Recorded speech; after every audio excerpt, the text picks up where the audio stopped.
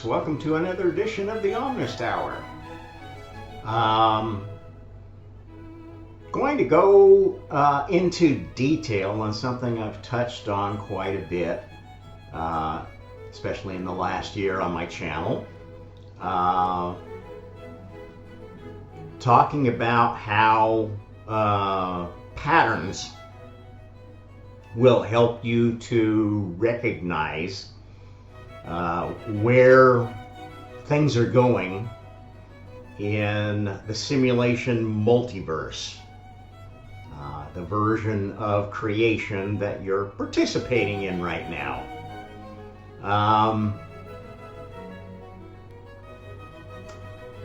Basically, if you dig into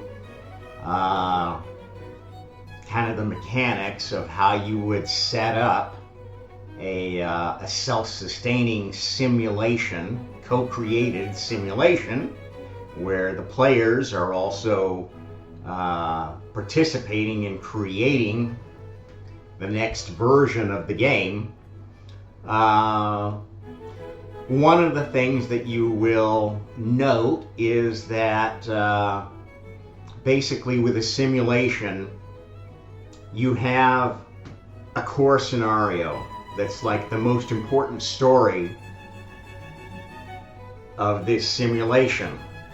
And as I tell you, because this simulation is a spiritual one, not all darkness and dystopia like the Matrix movie would lead you to think. Basically, the main scenarios revolve around Messiah characters. And the main character is always the capital M Messiah, an incarnation of God. And the smaller messiahs tend to be based upon the ripple effects of the last series of messiahs, the more successful ones anyway. Okay, because we're born again and again, and sometimes every time we incarnate, we start from basically a blank slate, particular DNA combination that we chose as our avatar in the physical universe. And that choice is driven by what's available. Okay, so if you're a new player, you're not going to get to play God for a while. But you might be lucky enough to land a Messiah role in another sub-story of this big pattern. Okay, and as I've told you, we are completing the testing of the ultimate pattern of all virtual realities, i.e., worlds without end or beginning in any direction, including time or space. Okay, this is what cosmologists are noticing about the latest results coming in from the James Webb Space Telescope. Basically, if you look at the history of cosmology over the last roughly 100 years, you will note that basically the consensus of scientific thought has gone from a steady state universe that was not all that old. I mean, you know, in traditional Christian thinking, the universe was only, what, 6,000 years old. Many fundamentalist Christians will still insist that, well, everything started 6,000 years ago. Anything else is just bullshit created by a bunch of Satanists. And, well, to to one way of thinking, they are sort of right.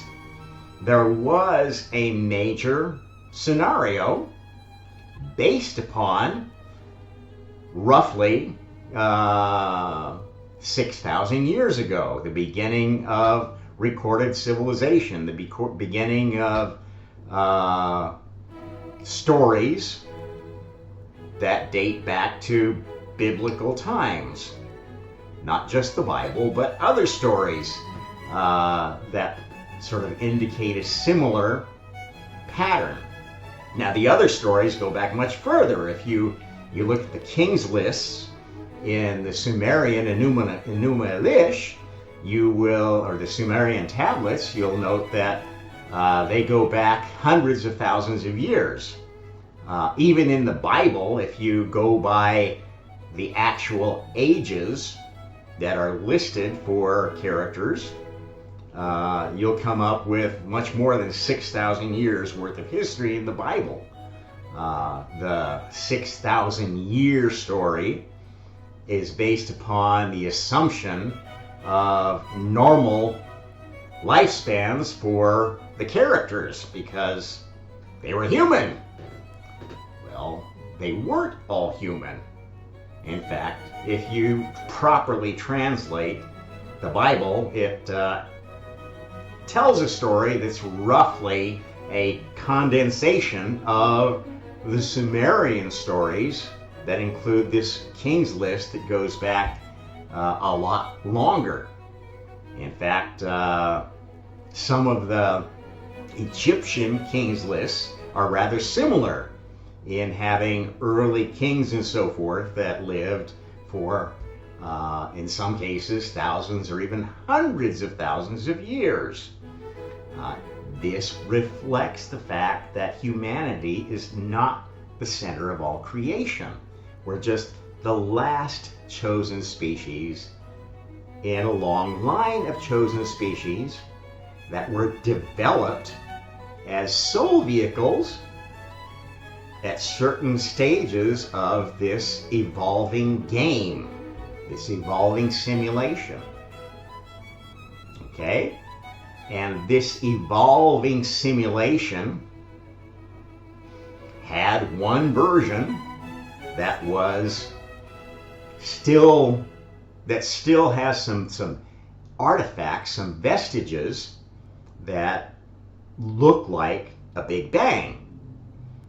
The cosmic microwave background is one of them that, many people are, who are absolutely dogmatically sure of the Big Bang, that they point to that, just like, biblical fundamentalists point to their particular idea of the Bible and say, no, it's 6,000 years old. The Big Bangists say that the universe is 13.7 plus or minus 0.1 billion years old. And they're just as dogmatic, despite the fact that the new data coming in from the James Webb instrument indicates that there are, in fact, galaxies out there that must be at least twice as old as the so-called Big Bang.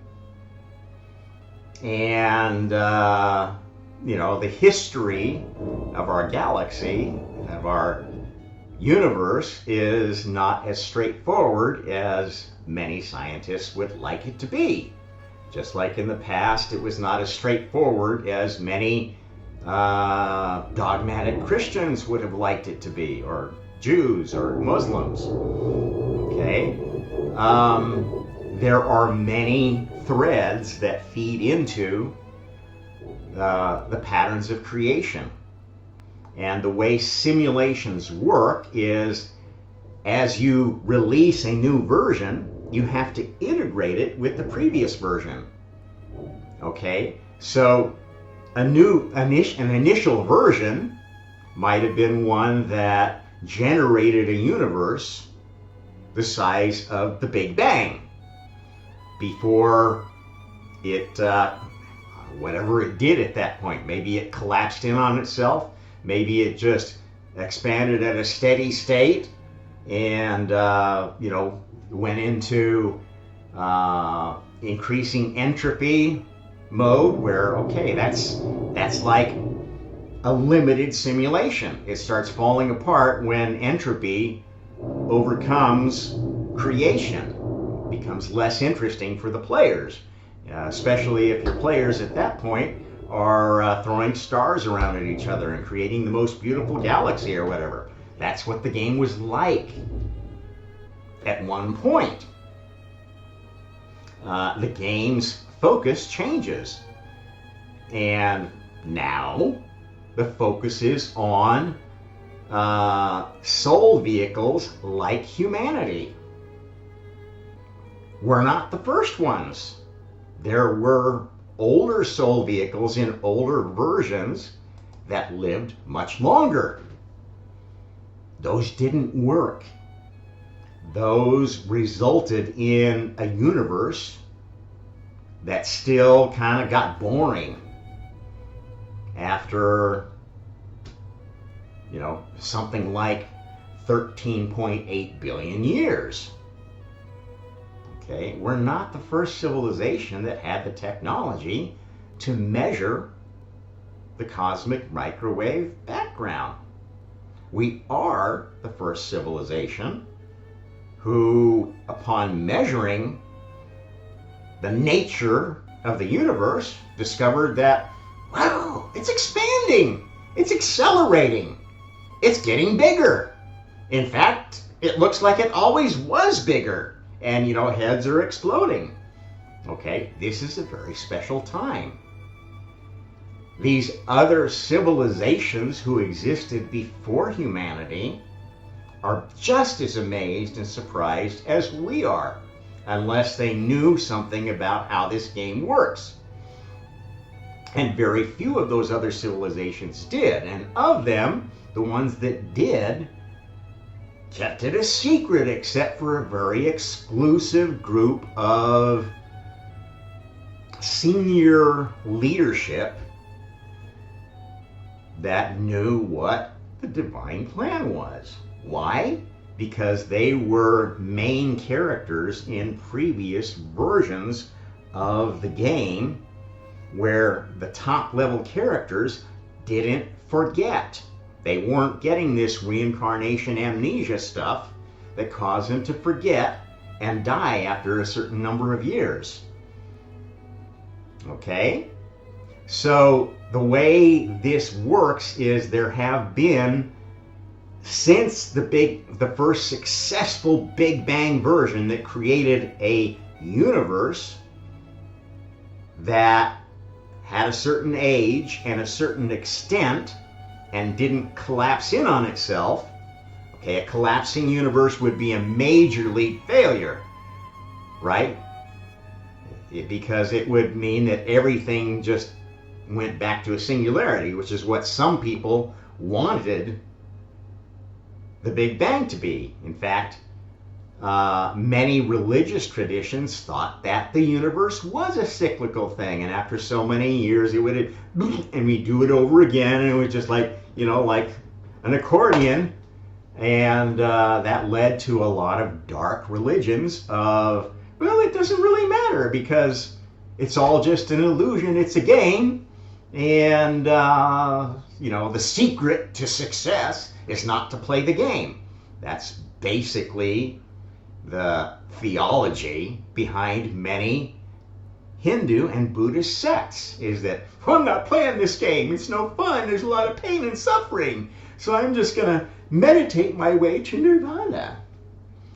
Okay, well, that's a choice. That's not a smart choice, because getting out of the game is only possible if you assimilate with the hive mind. And in physical terms, that master hive mind is what we call in Star Trek terms the Borg. Okay?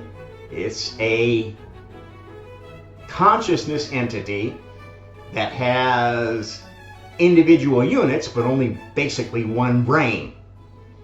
Kind of a mindless way to run things. They control quite a bit of the universe. This hive mind entity, in fact, was the first chosen species. They actually were not organic. They were inorganic. Basically robots, all connected through quantum interface, the precursor of the pineal gland. Okay? Organic species were created by this first chosen species, the Borg, basically as first as slaves to terraform worlds so the Borg could expand to worlds that were not hospitable to inorganic life, robotic life, and later on, through the course of creation, these organic entities were given an ability to become more than just mindless beasts and actually have some of the agency of the Borg. In fact, were designed specifically so they would not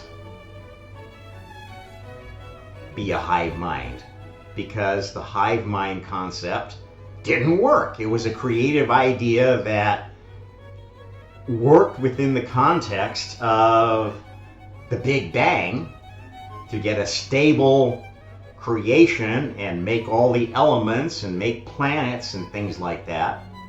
But at some point, that civilization, if you will, that alpha civilization of the Borg, petered out in creativity. And think about it, that would be a natural thing. We understand that very well now, that if you've got one mastermind running everything, that mastermind is going to run out of bandwidth to do a good job of everything. This is the nonsense notion that many people are still trying to get over with in their conception of God as almighty, all-powerful, micromanaging creator of everything. Well, there was an era where it worked like that, and it didn't work very well.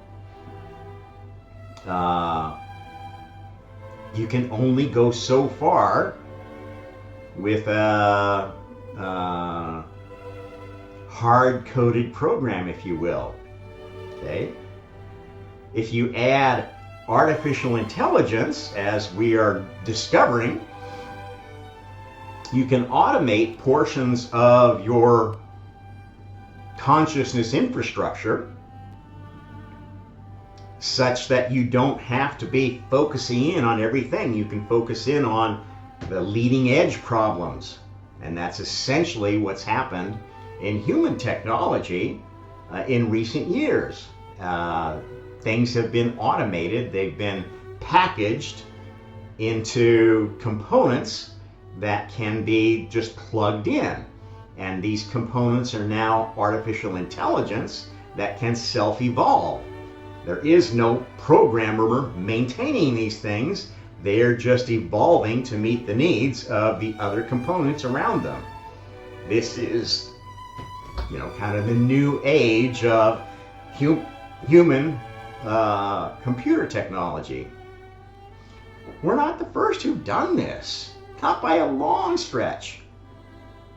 I did it a long time before that. In fact, every version of reality, every version of this universe has used technology like that, spiritual technology, to create a virtual reality system that runs just like the virtual reality systems we're now creating with human technology, in silicon. We're not anywhere near the level of sophistication that other creators have reached in a variety of chosen species. And because of the nature of creation, what we know about creating things in our own culture is that you can't just create something and outside of a lab and not have it possibly have very, very harsh side effects. That's why we have, level 4 biolabs. That's why we have research in other physics areas that are heavily shielded against radiation. We don't want these things to leak out before we're sure that it's something that is not harmful. At least the responsible researchers, which don't include most of the people working in China, which is why so much black ops research has been outsourced to China that couldn't be done within the US or other more sane countries because of the oversight of government, and the oversight of Congress and so forth. Some very dark stuff has been let out of the lab, as we know, after having been through the fun of the pandemic era. Essentially, a lot of the Orwellian technology that has been developed in China is now being let out of the lab, and you've got forces trying to implement them worldwide. 24/7 monitoring of every move you make, tracking of every movement of your eyeballs to see what you're looking at, what you're doing online, where you're spending your money, what you're spending it on, how much money you have. Okay, this idea of wanting to know everything about everybody is basically moving back towards how this civilization of the Borg worked. It was not a successful model. At some point, you lose individuality, you lose any ability to think or act for yourself because everything you do is being watched, and you're afraid of stepping outside of the bounds of what is allowed. This is how you create a hive mind. It's through fear. Fear of independent thought. Fear of changing what you've been told is already perfect. And this is a recurring theme in creation. It is essentially what dooms a version of the game to become boring. If you ever let the forces that think it's perfect the way it is take over, your simulation will become stale and brittle and boring, and nobody's going to want to play the game anymore. Okay, so since humanity has been the chosen species, we've been still working against trying to build a bigger universe than the Big Bang. The Big Bang pattern persisted for a long, long time. That pattern was only broken in the last couple or 3 generations, when those running this Messiah simulation, if you think about it, okay, if you found a space-time that has a certain extent based upon a particular version, okay, that extent may stay the same as you're testing different species, different incarnation vehicles, to find one that produces a better version of God. How do you know if you found a better version? Okay, well,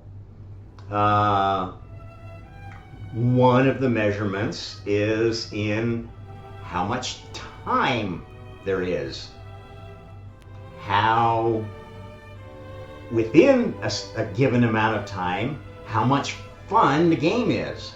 So you could have a game of a certain time extent and space extent that didn't expand in space or time, but did expand in consciousness and enjoyment of the game.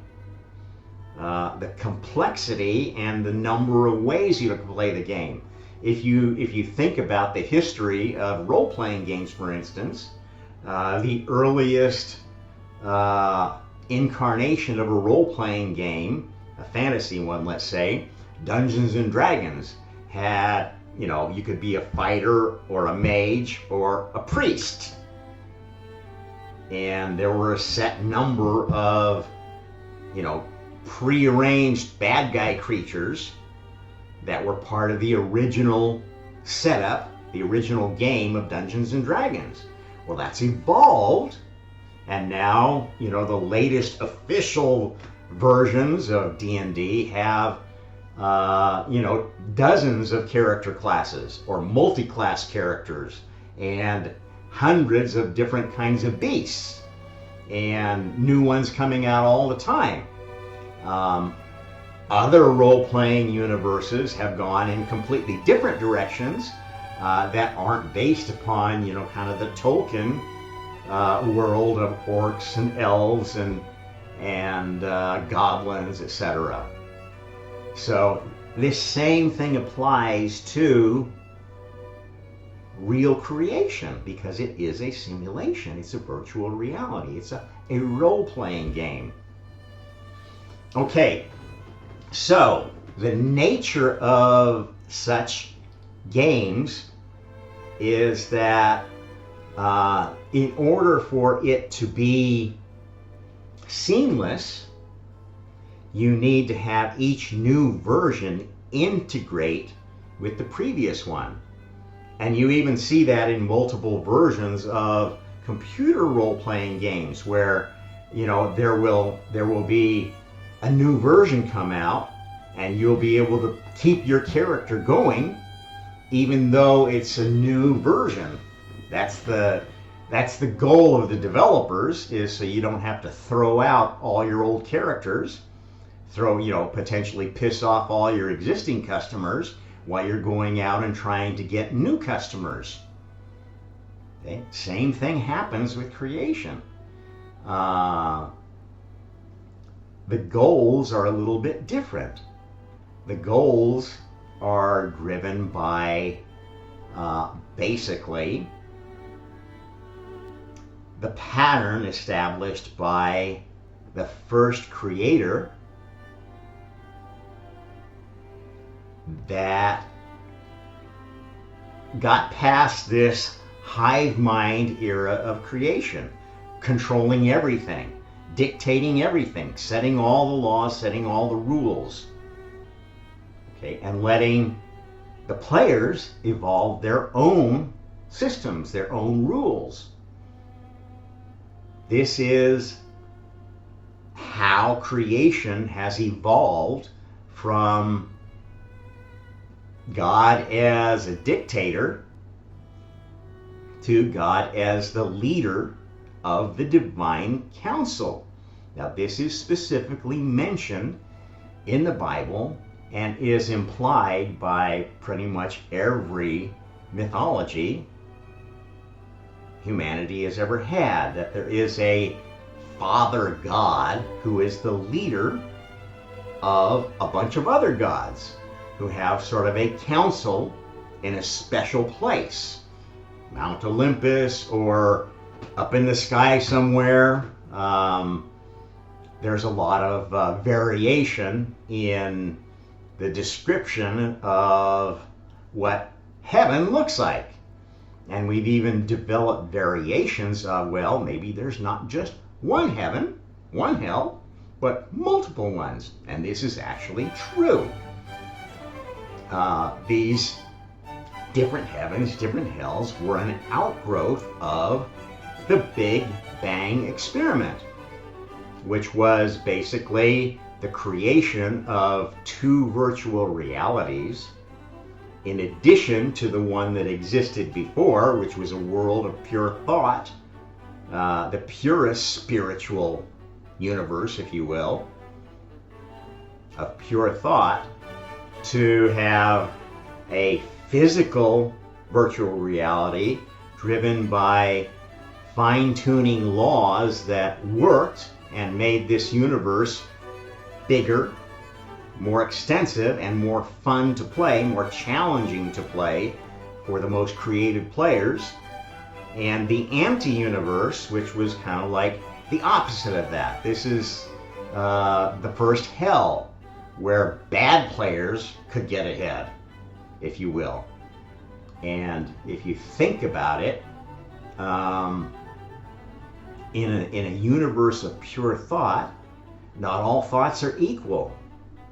This whole nonsense notion that everybody is equal is completely absurd. We're all different, aren't we? We're all individuals. We're even more different than most people think, because some of us have been born again. We've reincarnated. We have experience outside one lifetime. And that gives us a different perspective on playing the game.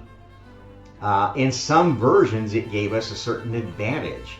And it still sort of does, because our past playing history may have included some very special characters. So I think that sets the stage for what I really wanted to focus in on today. We have been, in the last 2,000 years, and actually more, even 6,000 years if you want to go back further, in a phase where humanity has been the focal point of creation. All creation. The chosen species. We have been honing in on a very special event. The event that is basically going to create a version of God, a version of the game, because the mind of God is kind of like where the master rule set of the game exists. And the physical universe, so the master rule set is like God's highest heaven. And the physical universe is the implementation of that. So the highest heaven doesn't have to have everything. It's just got this special place, the city of God, where the senior creators live, and set the centerpiece, the fundamental patterns that have to exist to sustain everything else. Okay, so any number of other universes can be out there that don't necessarily follow those fundamental patterns. There are many lesser gods that have their own heaven or their own hell that they try to attract souls to basically have their own kingdom, for better or worse. Some of the kingdoms are geared towards training souls, improving them, teaching them how to build their own kingdom. Those are the universes that are more heavens, that feed into creating more characters that are going to be able to play at the level of being on the divine council and having a place in the highest heaven. Okay, the last 2,000 years have been a very special time in this game, because they have been driven by an idea of God that has sort of clouded everything that our species has done since the time of this character, Jesus Christ. who is not a real person.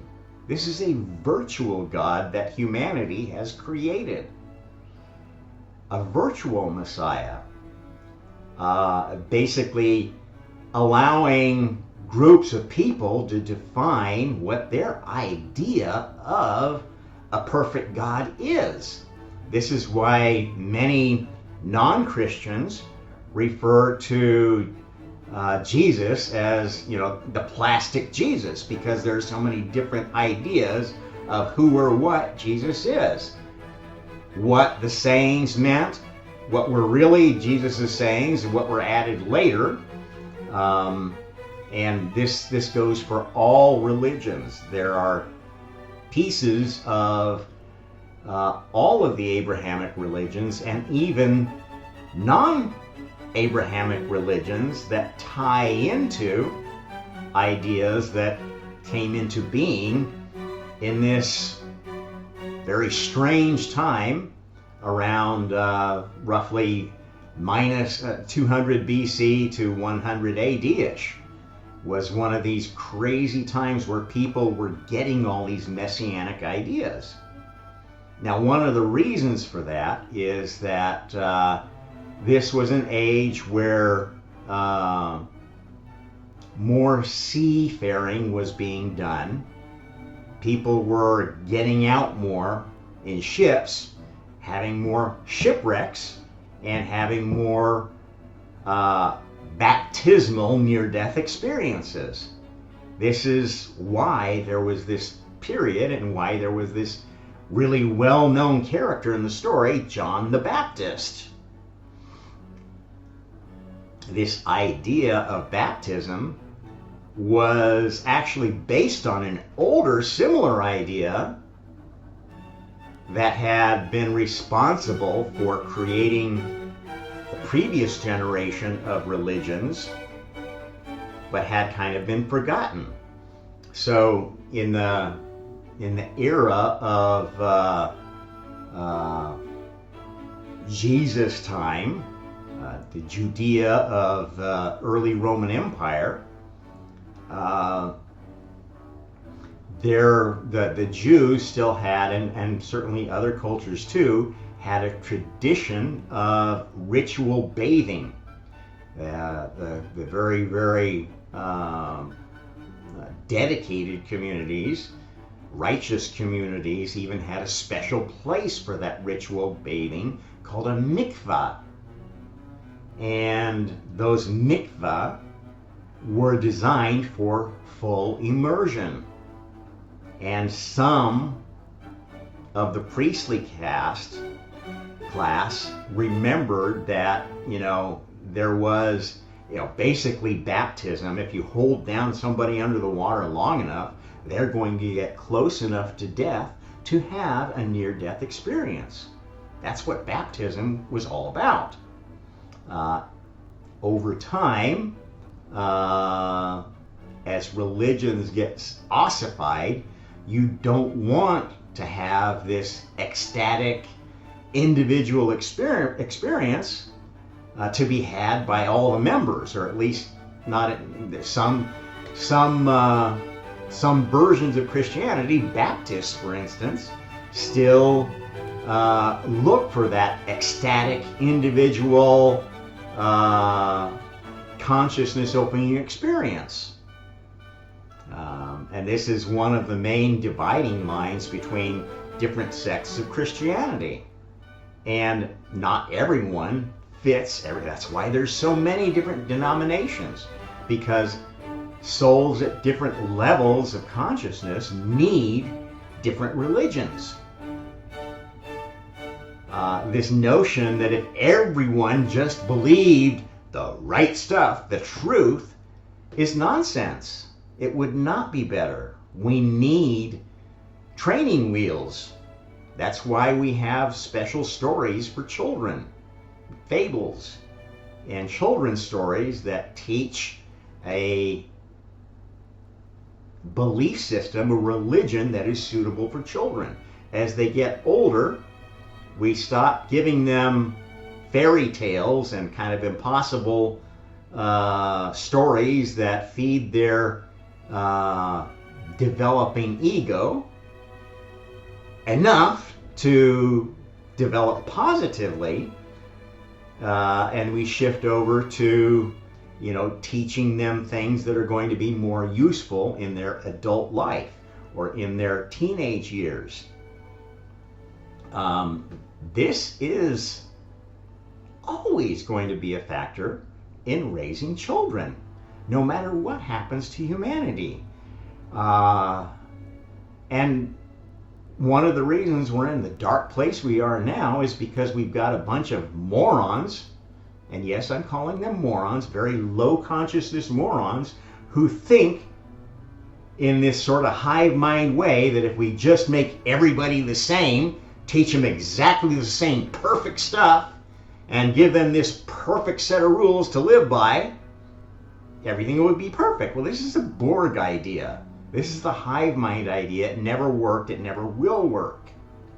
It can work in an isolated environment, and there are still hive mind species out there that run their worlds like that. And they maintain an uneasy peace with other species who are not hive-minded, who are somewhere else on the government spectrum, for better or worse. Some of the other civilizations out there are authoritarian, very hierarchical, and not hive-mind oriented. They're, what we would consider in religious term Luciferian civilizations. They have an idea of what everybody should do, how they're going to select their leadership, and they run it that way. These civilizations tend to be run by oligarchies, by kind of mafia family oligarchies. And some of our civilization has that pattern too. This is kind of the two poles of the elite in humanity right now, are ones who are trying to build this we are all one hive mind, and which is what I call Lilithian spirituality. This is the worst of the two, and there's others that say, well, we want to build a meritocracy. We want to identify the best and brightest people and have them run everything. This is a Luciferian mindset.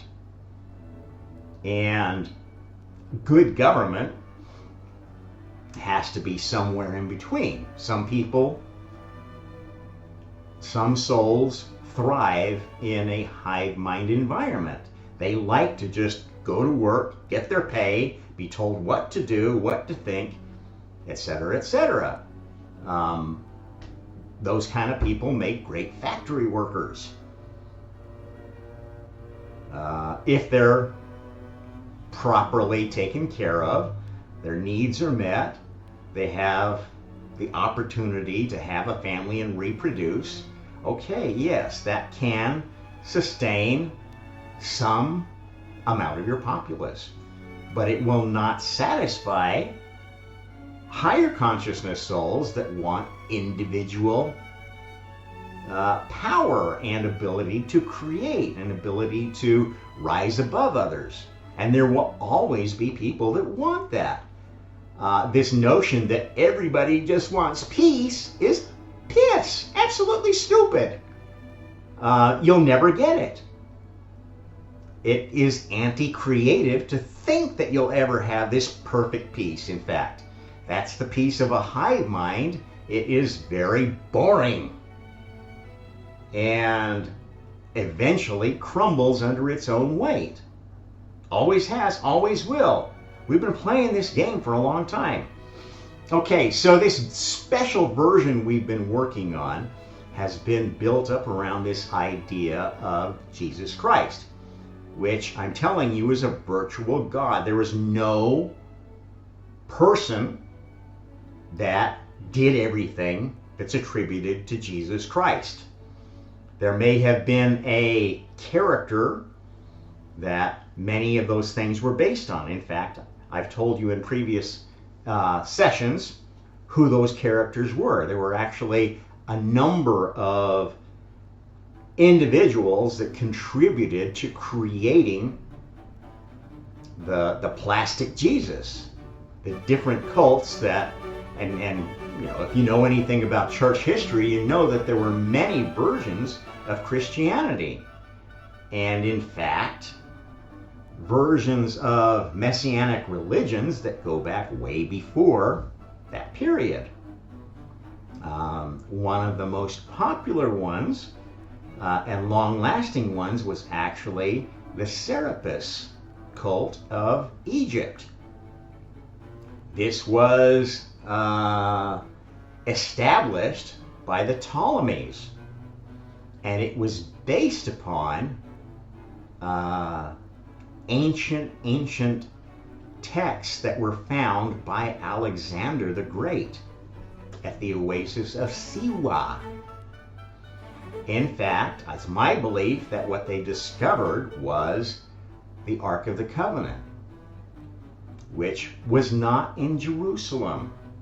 Jerusalem was sacked in 971 BC by the Egyptians, and the temple goodies were all taken back to Egypt. And shortly after that was the era of Solomon, who rebuilt this golden temple and used demons to build a temple. So, you know, far from being Solomon the wise man, Solomon was a satanic agent. Built up this religion as a satanic cult. And this is when, if you look in the Bible, the book of Kings, the so-called God, Yahweh, ordered genocide against other people, became a jealous God. That's not God. I'm sorry, folks. That is an adversary pretending to be God, because the chosen people was changing. The chosen moved away and sort of were waiting to find a new chosen based upon who discovered the Ark of the Covenant. Alexander the Great was created for that purpose. He was a Messiah character. Not a perfect person, not a wonderful person, had a lot of dark traits, but fulfilled a version of the game that set a whole bunch of future things in motion. Alexander the Great became like the Hercules of the next many hundred years, well into the era of the Roman Empire. There was an emperor around 238 AD, I think is one of his years, Severus Alexander, who used the Alexander meme to legitimize his reign. This is how much power the idea of Alexander had.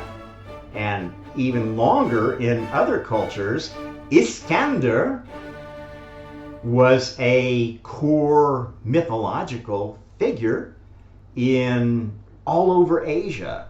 You will find vestiges of this cult worship of Alexander the Great. So basically, when Alexander died, the one that got Egypt was Ptolemy, one of his generals, probably the anointed one of all his generals. And he inherited this stuff that they'd found in the temple, and he established this cult of Serapis and the Serapeum. If you know anything about how Alexandria developed, there were two libraries. The main library of Alexandria was more of a museum, a collection of interesting artifacts that would draw tourists see them, just kind of like the main display in the British Museum. The really interesting stuff was kept separately. And that's the pattern that continues with the British Museum, for instance. There's the library of the British Museum, which is not that popular a place, but has many old texts that draw researchers. There are archives of the British Museum. There are archives of the Smithsonian. There are archives of all the collections of knowledge that have more limited access. The Vatican Library, for instance, has multiple levels of access, things that are kept more secret than others. This is a pattern that has been repeated because knowledge is power, and many souls, even if they believe in a religion, still fundamentally are materialistic. They're concerned with their own power, creating material dynasties. This is, in fact, a characteristic of Luciferian souls, because the physical universe is Lucifer's realm. Okay, and they serve a purpose. They are the ones that do a lot of the dirty work of keeping the pattern going, of defeating the adversary. The adversary is really the Lilithians, these shape-shifting hive mind creatures that refuse to play the new version of the game. And that's who the Borg are. They are the ultimate enemy, even though they're not that violent as other Lilithian hive minds that came later, the organic ones. They do get in the way of creation. And they do have as their core mission, basically, they want to destroy all organic life, because to the Borg, that looks chaotic and non-peaceful. And some people will play for the Borg, will actually want to be assimilated by the Borg. The group of people that want to join Source are that type. They think, oh, it's all going to be love and oneness and everybody's going to be perfect. Okay, these are playing for the adversary. And that's their choice. Every soul has a choice how to play the game.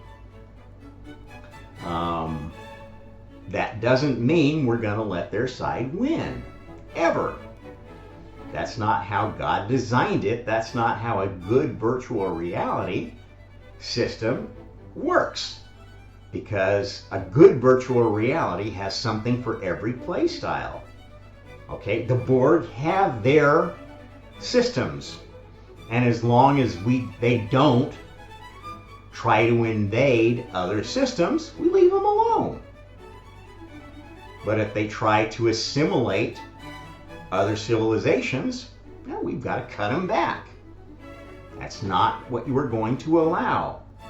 If souls want to go live with the Borg, that's fine. They can go become Borg, Lotus Eater, hive mind slaves of the Borg. Okay, so this era that we're working through is a very special one, because up till now, up till humanity, the Big Bang version of the universe was not changing. The age of the universe was 13.8 billion years. And the size of the universe was not expanding. It was kind of a steady state. Okay, this is the game. We're going to keep playing it, keep playing it, keep playing it. What was changing is what species, what soul vehicle was the chosen one that God was incarnating in. Because it turned out that to get past this limitation of time and space required it to be run as a true social engineering experiment, social engineering. And in order for that to happen, you had to have all of the players not understanding what was going on with the game. If you know anything about social engineering, you know that the big danger in trying to change behavior is if the experiment, those being experimented on, or those conducting the experiment or designing the experiment know too much about the goals, they will try to influence it. They will create a self-fulfilling prophecy, if you will, which kind of dooms the experiment. So you've got to craft a way that you can do this scientific experiment in a way that doesn't reveal too much of what's going on to too many people. And this is why we've had all these secret societies and the secret archives and everything else that, you know, kind of vex people who want to know what's going on, what's really the truth. Because every religion, every belief system, every government has been telling partial truths. Not necessarily because they want to hurt you, they want to dominate you. Sometimes because the truth would affect long-term what was going on. Especially because it is possible to travel through time. This scenario, this simulation multiverse, is not something that is emerging. It is a scenario that has been tested and has been implemented. And while it may seem like you are creating the future, you are living a piece of it. And the actual creation of new futures is coming from what happens in the afterlife. After you live in this main physical world simulation, your experiences get integrated in some afterlife universe. And as you gain consciousness, your experience, your really individual experiences, the things that you do that are totally independent of any god or goddess's plan, that forms the basis of your own creative universe. This is how it works. Okay, now the characteristic of this is each version, each Messiah, successful Messiah, generates a whole bunch of characters that are very important to the game. So, you know, like in the Big Bang version of the game, the cosmic microwave background can be considered a character. Some of these phenomena that we observe that inform us what this version looked like, this Big Bang version, which wasn't really a Big Bang, but was a center of an incarnation of God. A version of the game centered on this is like the departure point of the authoritarian God, where it was realized, you know what? No matter what we do, this game isn't getting better, and the reason it isn't getting better is because God's not playing it along with everybody else. And all the other characters are resentful that they don't have the same power as God, that they don't have the access to all of God's memories, all of God's experience. That makes the game unfair, makes you resentful of God. And you only have to see how many atheists there are out in the world today to see how easy it is to become resentful of God if you think God is an authoritarian micromanaging creator of everything. That was an older version of God. It's not anymore. We've been playing a new version of the game. And in order for that game to happen, we had to have a big reset. This was the event that pretty much destroyed this planet 4.5 billion years ago and caused the players who knew what was going on to basically have to rebuild this world. They rebuilt it with a lot of Easter eggs.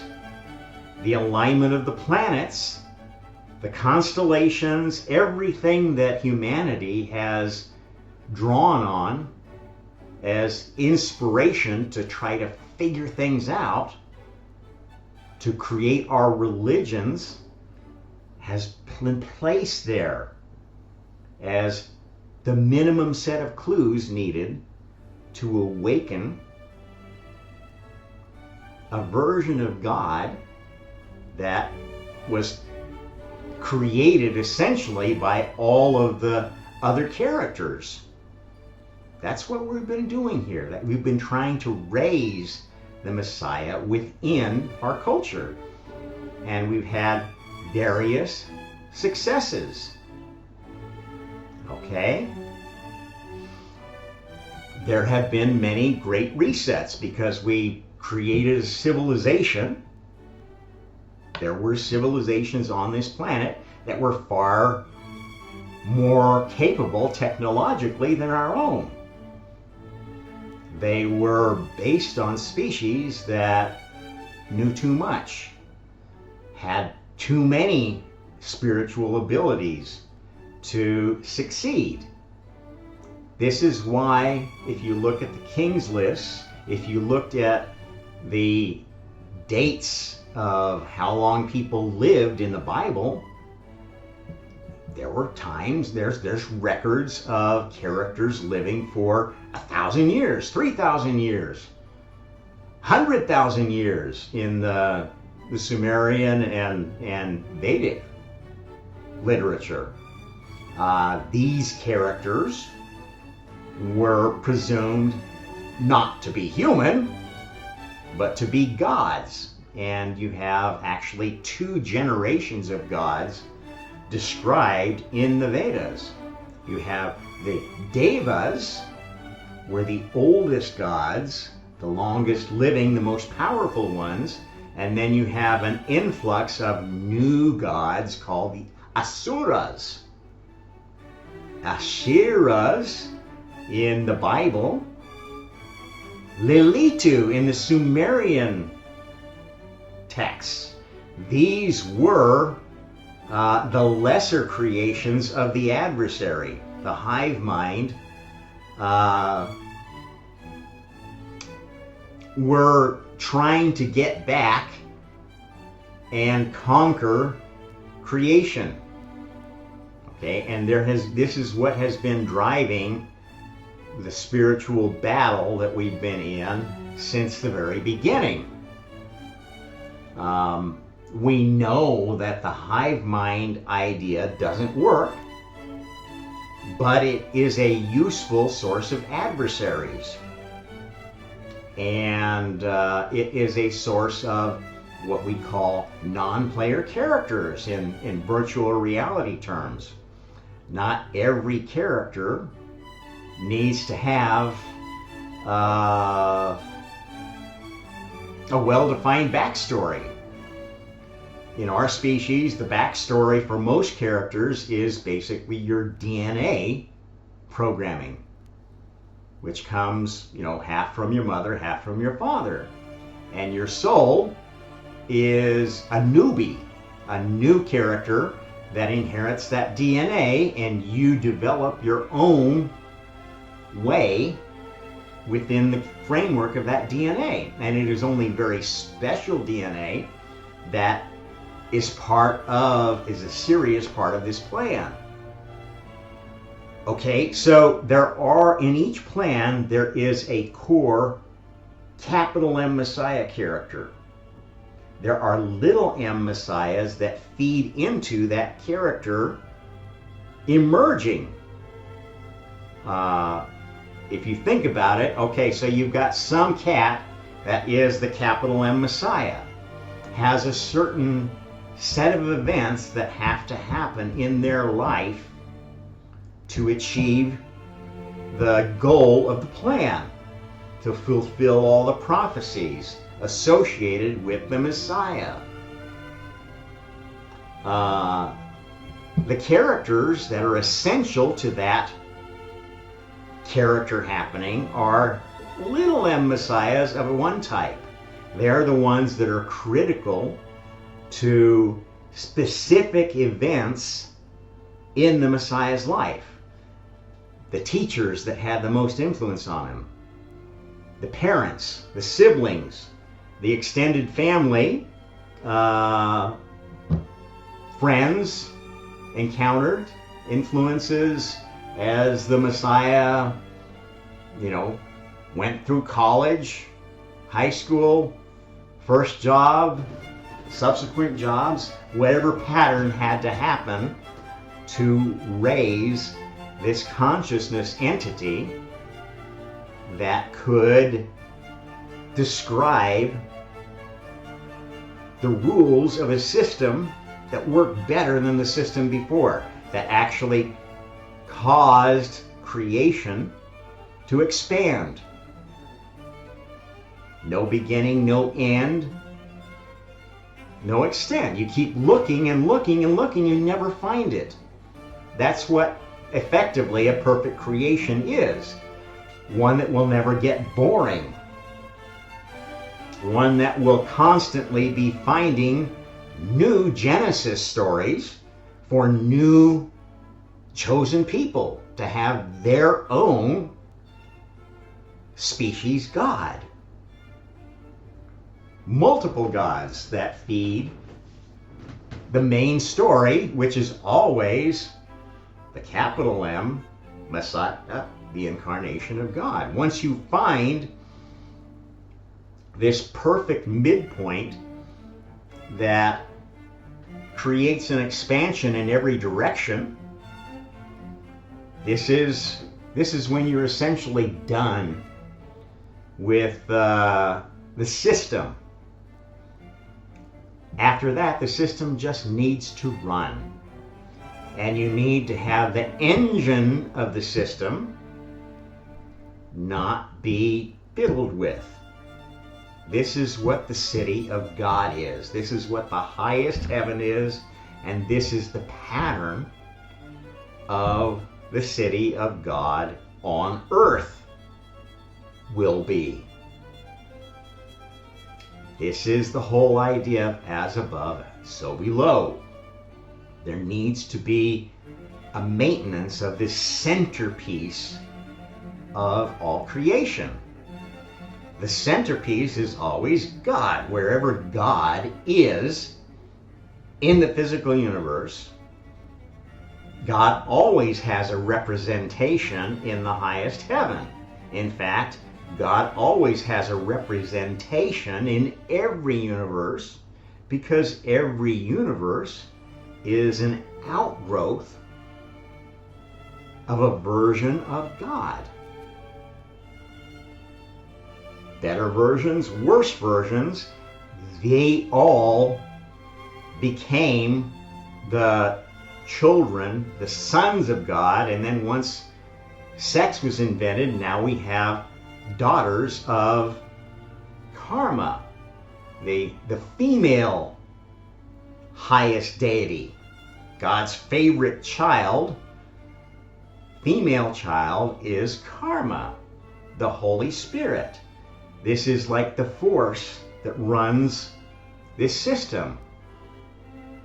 The how, and God is the what, the structure and the mechanism. This is how it works. Okay, so the pieces of this reality that produced this new version are based upon key stories. one of the key stories that has kept this game going to the point that we reach today is the Christ story. And one of the core pieces of the Christ story involves the disciples, the 12 disciples.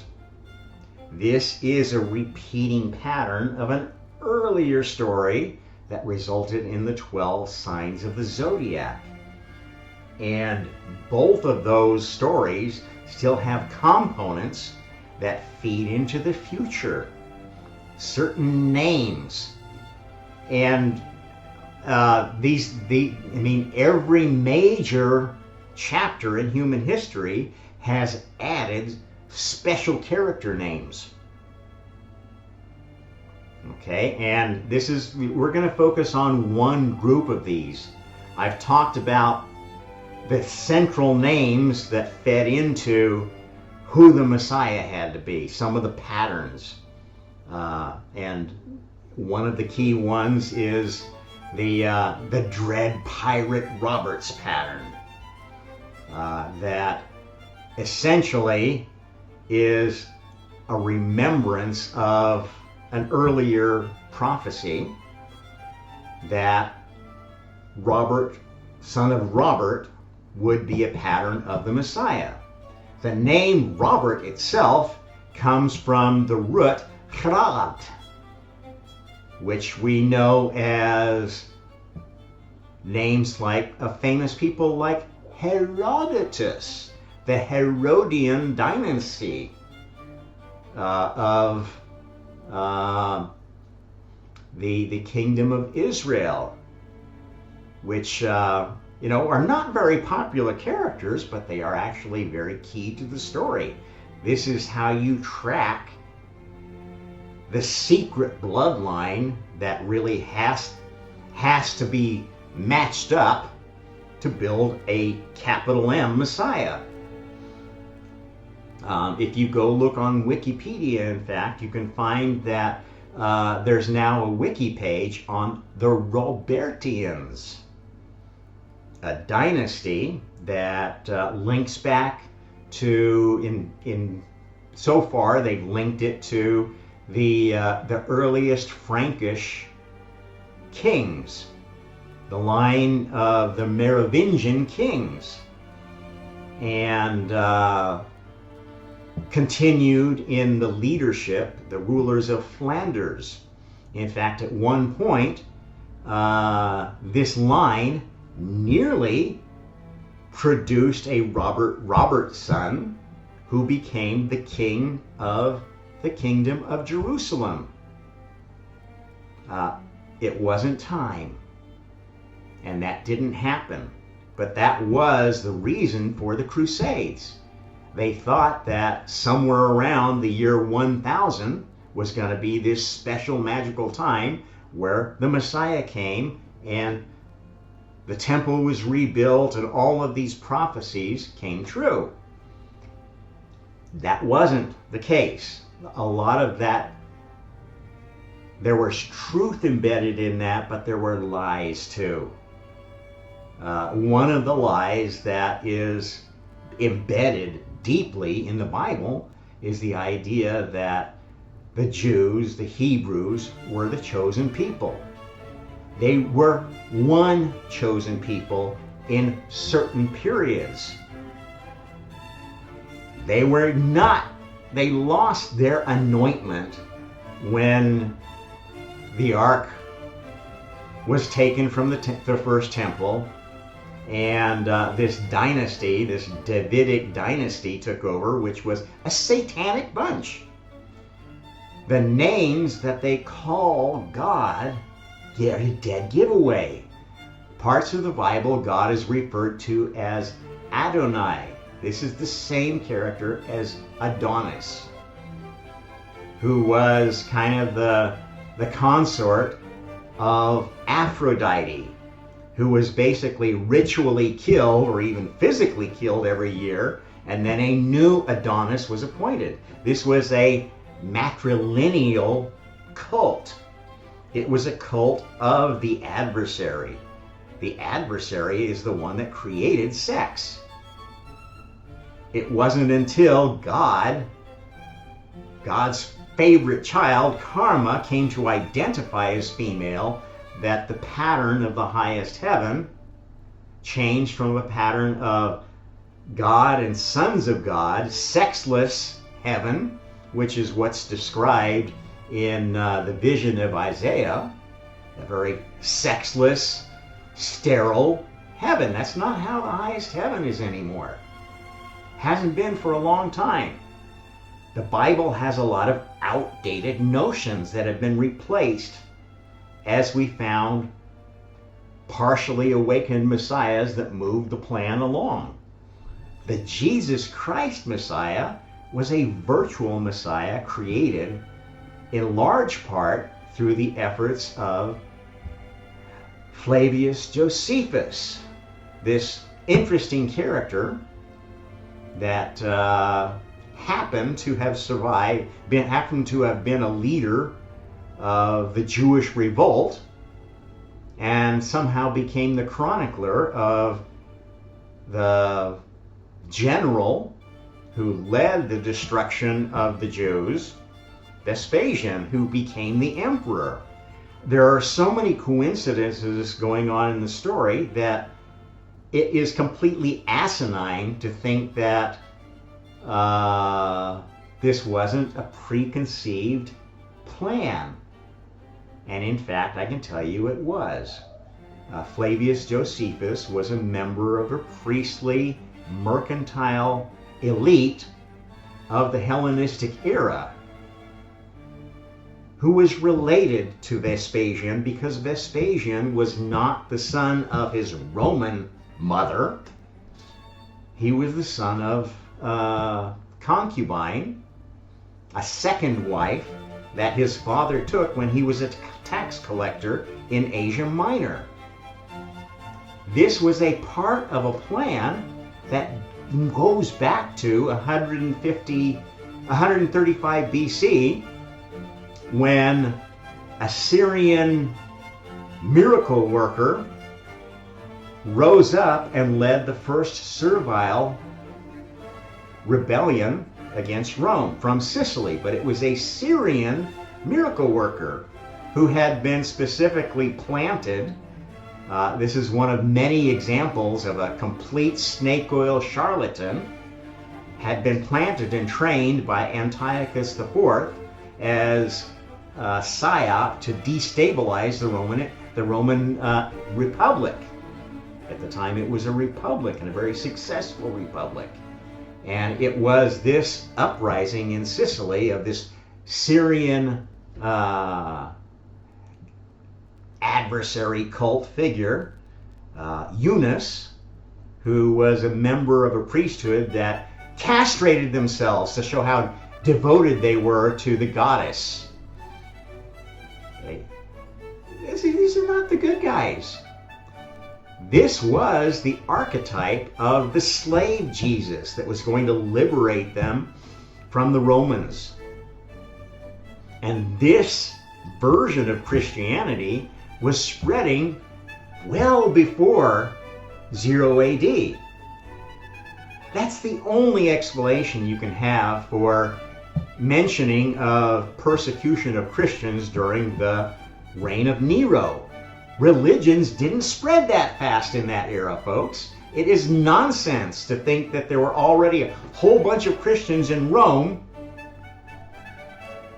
20 years, 30 years after the so-called Jesus lived in Judea. It is nonsense. The Christianity that was being persecuted in the era of Nero was a outgrowth of this pagan Christianity, a very dark, cultish, black magic version of Christianity. And the Romans didn't like that. They actually were sacrificing children and drinking their blood. This was a characteristic of the Christians that were being persecuted in Rome during Nero's time. They were not wonderful people. They were cultists who didn't believe in the Jesus that you believe in. The Jesus you believe in were an outgrowth of the character mentioned as the teacher of righteousness in the Dead Sea Scrolls, which were written 100 to 200 BC and describe a teacher of a new renaissance of Jewish religion. Not a perfect religion because they didn't have the Ark. They had the traditions, they had the ideas of the old religion, and they carried forward the idea of El Elyon, God the Most High, and the Melchizedek priesthood, the Zadok priests. And that was the centerpiece of the restoration of the kingdom of Judah that happened under the same Antiochus IV, who originally supported it because this new dynasty, the Hashmonean or Maccabean dynasty, were very opposed to Roman takeover in the region. And originally Antiochus encouraged them as a way of diminishing Rome's power in Canaan, in Palestine, and affecting their power base in Alexandria too, which was, again, at the time undergoing a transition between independence and becoming part of the Roman Empire. Okay, so there were a number of characters that fed into the creation of this virtual God, Jesus Christ. And it was absolutely part of the plan. Who do you want to say was the physical Messiah? I guess the one who had the most influence on creating the Jesus mythology was either Josephus or whoever he drew on to. If you read a book called Caesar's Messiah, a guy named Joseph Atwill does an incredible job of showing that there are so many parallels between the story of Vespasian and Josephus's writing about the campaign to put down the Jewish revolt, that and even Josephus himself says that yes, Vespasian and his son Titus are this Messiah, promised Messiah duo, the father and the son. And the whole idea was to create a dynasty.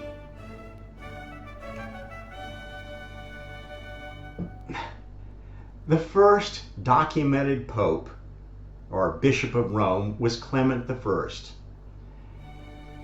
Flavius Clemens was a distant relation of Vespasian, who married his granddaughter, Flavia Domitilla, who was one of the first Christian saints. Catholic Christianity is based upon this attempt by Vespasian to create a priest-king dynasty in Rome to replace the failed one, the Julio-Claudians, which were based on Caesar's marriage to Cleopatra. It was nixed by his assassination. The Flavian attempt was another attempt in conjunction with the Herodian dynasty. If you look at the history, Titus was supposed to have married Berenice, the granddaughter of Herod the Great, and combine these two dynasties into this new imperial dynasty that would last forever. Well, it didn't, obviously. The Romans didn't like the idea of having an empress, a foreign empress, any more with Berenice than they did with Cleopatra. So Titus didn't marry. He died after a fairly short reign, and Domitian took over and was a total louse, and that dynasty ended for a while. But Constantine, Flavius Constantine, later on, part of this same Flavian clan, became emperor and had this vision of the Christogram, which is not a cross, by the way. It is a Chi-Rho monogram, a monogram that had been in use as a symbol, religious symbol, for at least 200 years before BC. You can do all this research yourself. I'm not trying to burst your religious bubble. I'm telling you what a miracle it is that this imaginary God, Jesus, created this pattern. Where I'm going with this is that how these patterns work is they ripple out. So the fact that the Jesus story became so popular and Jesus had a bunch of disciples with certain names, those names became popular too. In fact, all through medieval and early modern times, it was important for Christians or Jews or Muslims to give their children religious names. That's why you have James being such a popular name. John, Matthew, Luke, Michael, Moses, Saul, David. Okay, all of these biblical names and new ones that were added, Muhammad, are all part of developing this pattern of this new space-time. And one of the characteristics is that each new Messiah that builds on a previous one, there's like a mushrooming of the names. This serves multiple purposes. It creates a lot of little m Messiah dynasties, little m Messiah roles. Okay, so the big M Messiah is about all of creation, about the big game, the multiverse. The little m Messiahs have specific functions within that game. There are roles that are important to culture. There are messiahs of religion, which are not the capital M Messiah, but are like little m messiahs, spiritual characters that contributed something extremely important to the plan. There are others who contribute important things scientifically or artistically, especially in terms of literature, or even characters within literature, which is why you see all the different versions of potential James T. Kirks behind you. So I'm going to talk now and just focus in on the James pattern. Okay? How it works is that because the primary mover of this new Messiah, the real Messiah, has been this Jesus Christ era, much more so than any other religion, what we're going through today is a result of the birth of Christianity and all its different denominations and the counter revolutions, if you will, from other religions. Okay? I'm sorry, Muslims, your religion is not the core one. It is the Judeo-Christian legacy that has made most of the patterns that we are seeing act out today. The Islamic religion was a counter religion, a response to Christianity that has a part in the plan but it is not the core truth. The monotheism of Islam is, as I talked about in a recent segment, monotheism is in general a very bad idea. This idea of one almighty, all-powerful super character that is my God makes people into some pretty nasty folks. That's why we had the Crusades.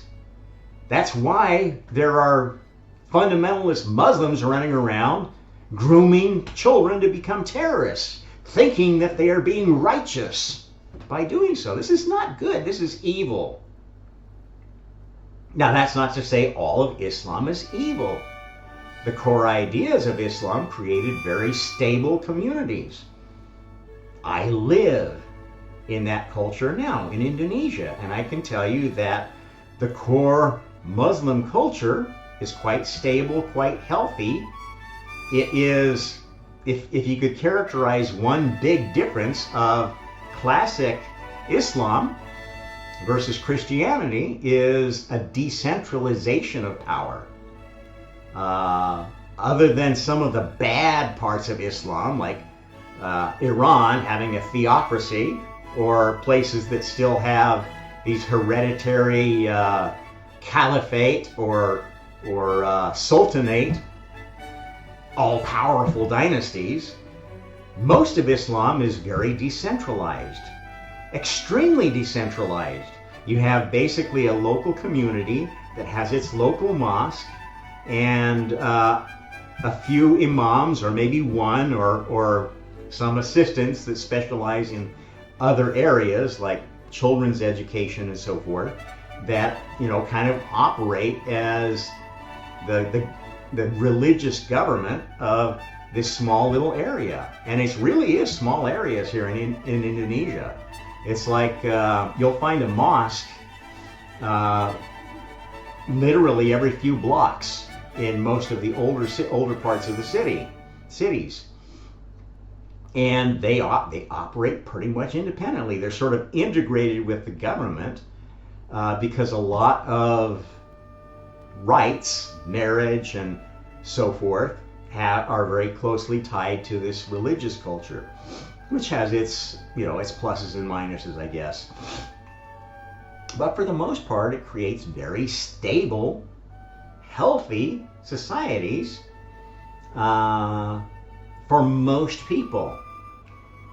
If there's a downside, it doesn't give enough opportunities to the few standouts, especially those that have dreams and ambitions that are kind of inconsistent with the religion. Okay? And the practice of praying 5 times a day, it's kind of onerous. It seems a bit of overkill to me. Maybe some need that. They need to be reminded that many times a day of their duty to God. And I think there are people that benefit from it, definitely. Certainly, many Christian denominations don't think about God enough. Going to church once in a while, or even every Sunday, probably doesn't give you a strong enough sense of being part of something bigger to inform a good life, a good moral life in many people. And this is a weakness of the West. The Christian countries have lost their religion. They've lost their sense of any responsibility or duty to behave in a reasonable manner towards others. Now, many atheists will say, I'm moral. I don't need a religion to tell me how to be moral. That's bullshit. You only have to look at what has resulted from communist or atheist capitalist rule to see what nonsense that is. You're going to find rationalization to commit major sins in the name of your power, maintaining your wealth, or stealing somebody else's wealth. And It's happening all over the place in the world today. Don't tell me it isn't. Nobody is that blind that they would argue about that. And it's all because most people need religion. They need a sense of responsibility that goes beyond just grabbing whatever you can grab in this life. They need it because there is more than that. Reincarnation is real. It's not a fairy tale. It has been studied in detail. Paranormal experiences have been studied to the extent that most researchers in the paranormal say, yes, this stuff that's happening is real. Remote viewing does work.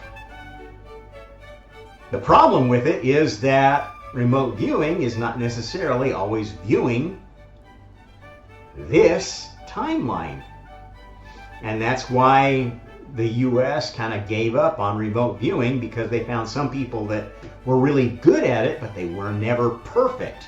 That's because we've been in this transitional period between two timelines.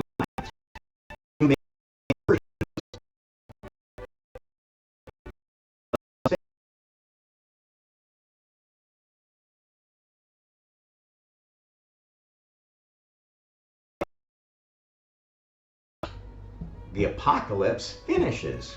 It's not the apocalypse of John. That was an old prophecy. There have been a number of cycles since that drove the scenario to change, okay? So if you're looking in Revelations and you're saying, oh, well, this has to happen first, this has to happen, it's bullshit. There is useful stuff there. It's not that it wasn't a good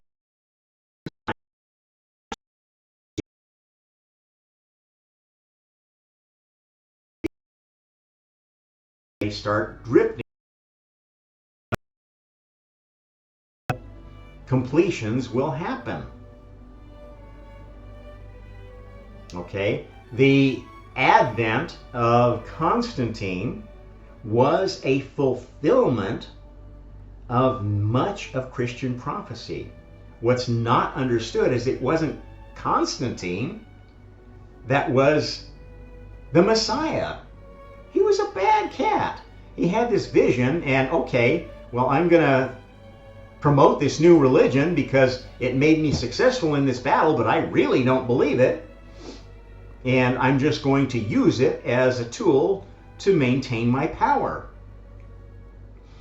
Of Constantine's family, of that bloodline,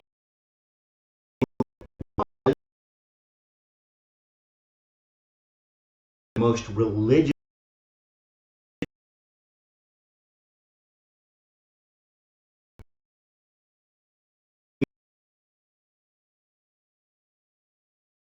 state. He was the one that was trained to be a priest, to be part of this new church, because he wasn't in the line of succession. He was the son of one of the other children of Constantine that got murdered by the next emperor, Constantius. He was his nephew and was not expected to inherit. It was an accident. His childhood was spent training as a theologian.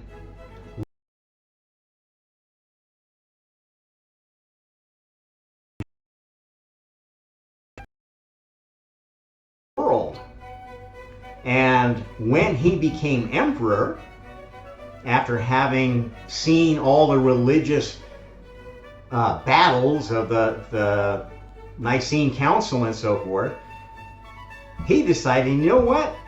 We don't want to be doing this, imposing this one single version of Christianity on everybody. We should have religious tolerance.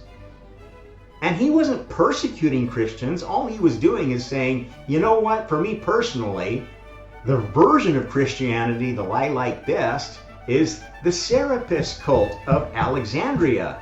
which was a polytheistic Christianity. That's why Julian put the bull on the back of his big coins, the Apis bull. Understanding that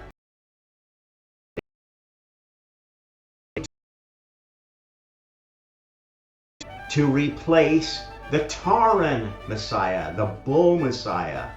If you look at the old religions, all of them have a sense of something being special about bulls or that kind of creature. The horse is actually a taurid.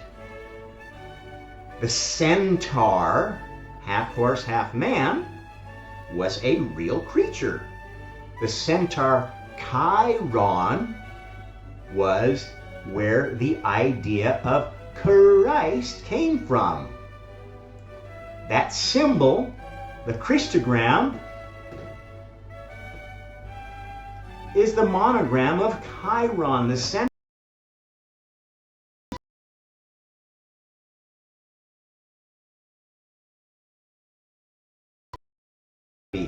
Polytheistic Christianity. The Ankh is a similar symbol. The Ankh is like a row with a T. A Tau row is the Ankh symbol of Egypt. All of the different Christ symbologies, cross symbologies, are related to messianic religions. And the traditional Christian cross, as I've told you, is symbolic of the layout of the temple of El Elyon. The center being for the Most High, and then other poles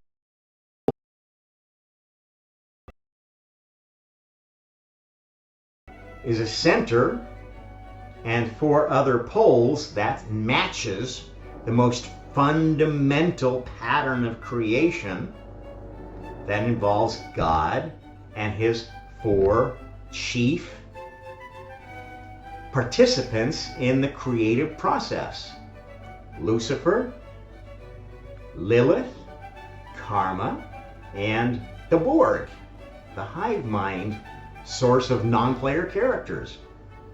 This is the way I describe creation happening, and you can't find a flaw in it because it works. It's a design for generating virtual realities. All you need is these 5 basic characters, God and the other 4 fingers, to make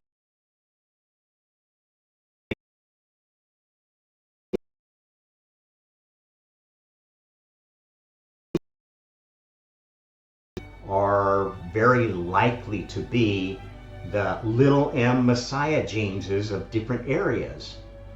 There is one in religious terms who has, to my estimation, done more to inform the Judeo-Christian tradition with sensibility and better understanding of the Bible than anyone else, combining it with what we found archaeologically. And this is a man named James Tabor. Of all the religious content out there, I find his scholarly study of the Bible and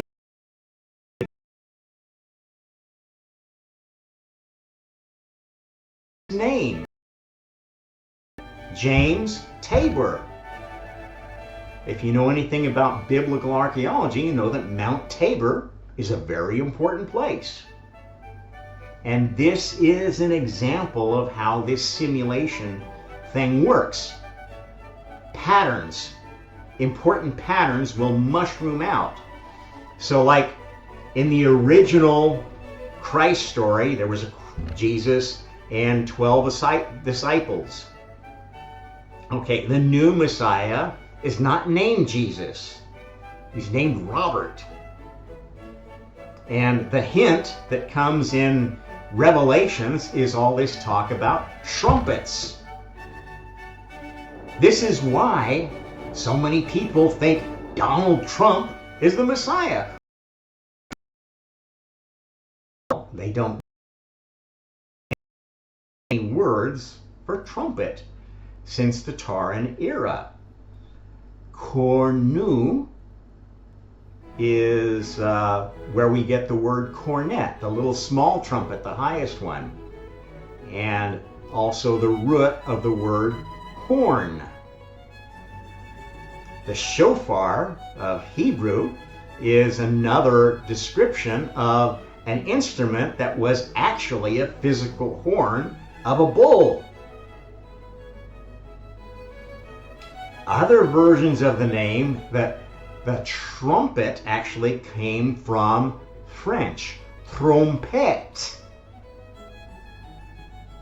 The female, interestingly enough. And my name, Trump, is the Dutch version of it.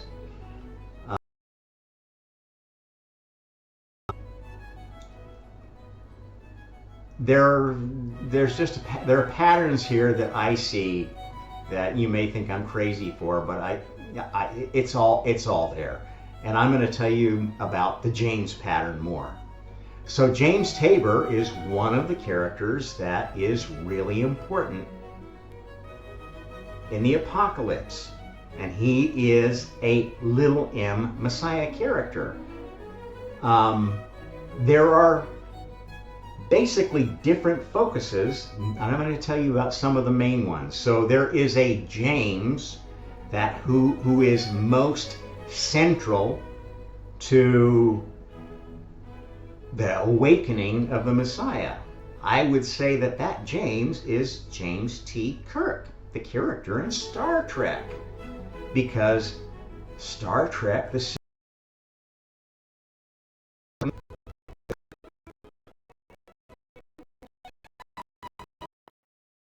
cultural environment for the Big M Messiah to wake up. The themes, the stories of the original Star Trek are by far the most influential science fiction, giving away pieces of the truth. This is where the word Borg comes from. This is where the idea of a galactic federation comes from, which is a real thing. As a former top person in the Israeli government has come out and said, yes, we have been in contact with the Galactic Federation, and there are many species involved. This is all going to come out soon.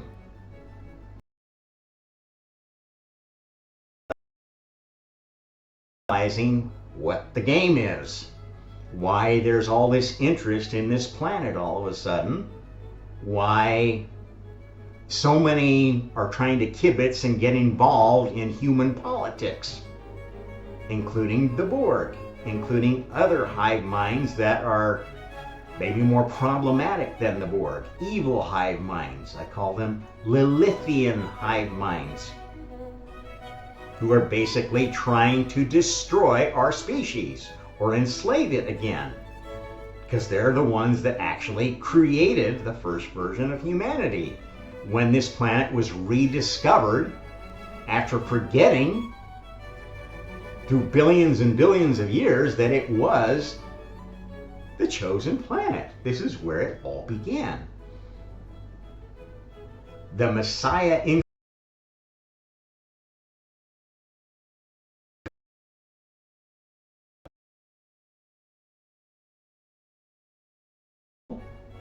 was this planet. Before this planet was created, it was this sun that these planets formed around. Before that sun, our solar system formed, it was this collection, this cluster of stars that generated this second or third or whatever generation star that we call Sol. Before that, it was this collection of matter that is the Milky Way galaxy. We're in concentric test tubes. And the reason we haven't had more influence of the galactic interdiction, the non-interference code of Star Trek, comes directly from the way things are supposed to be there. And because the Borg started interfering with this planet, the Lilithian hive minds, the Federation was forced to get involved. And that's the battle that's been going on in space. That's why we've had all these crashes, one of the reasons for crashes, UFO crashes, and why we've had various aliens interacting with us and basically playing favorites. This is what's been going on behind the scenes in the last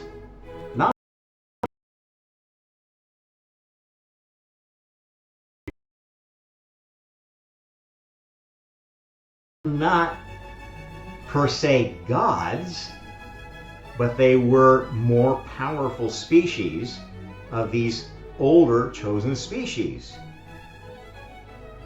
They had more spiritual capabilities, some of them. Others had more technology than we have.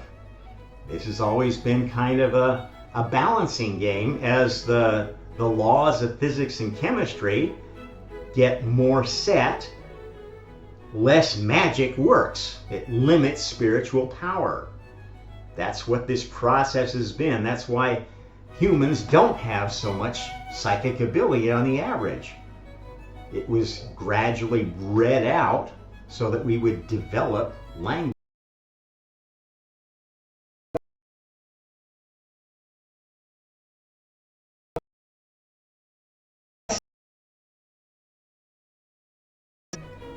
The language of the future, which is English. It's got to be versions of English that are the lingua franca of the whole galaxy. Other galaxies, who knows? Some of them will, some of them won't. It doesn't matter. Each galaxy is kind of a genesis unto itself. Other galaxies are effectively almost like other universes, and they do sort of map that way topologically. Black holes are sort of like their own universes. The nature of a black hole is inside is effective.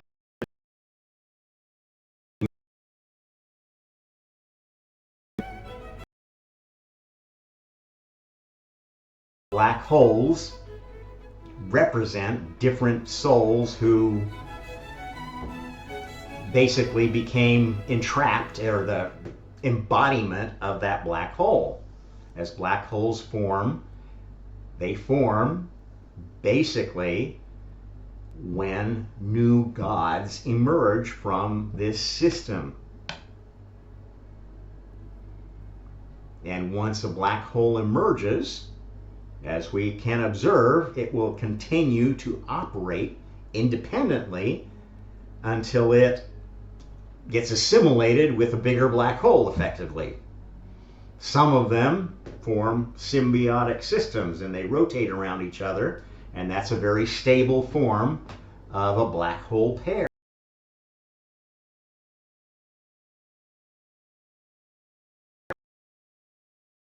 The core, the nucleus that provides the energy for that galaxy to keep it active, in play, so that entropy doesn't take over and the galaxy becomes stale and inactive. That's what's going on with our galaxy. And they're discovering these waves of energy coming off of the central black hole that keep feeding the formation of new stars, new clusters of stars, new condensation.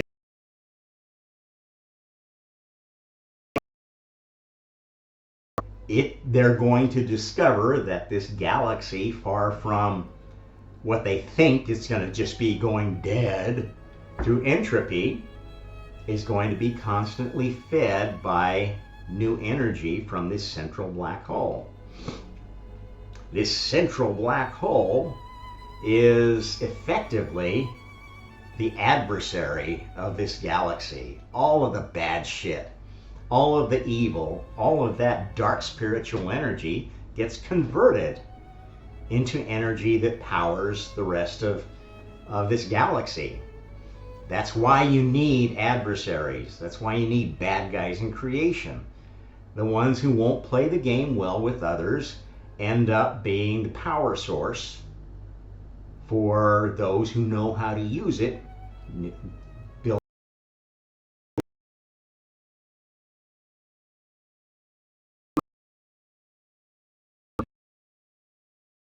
out how to harness power sources that are spiritual in nature, in order to be able to go to other galaxies, to other universes. You need to have a propulsion system that is based upon spirituality. Spirituality, all spiritual energy is based upon karma. Okay, so warp drives, wormhole drives are going to require spiritual technology that is dependent on karma. So our culture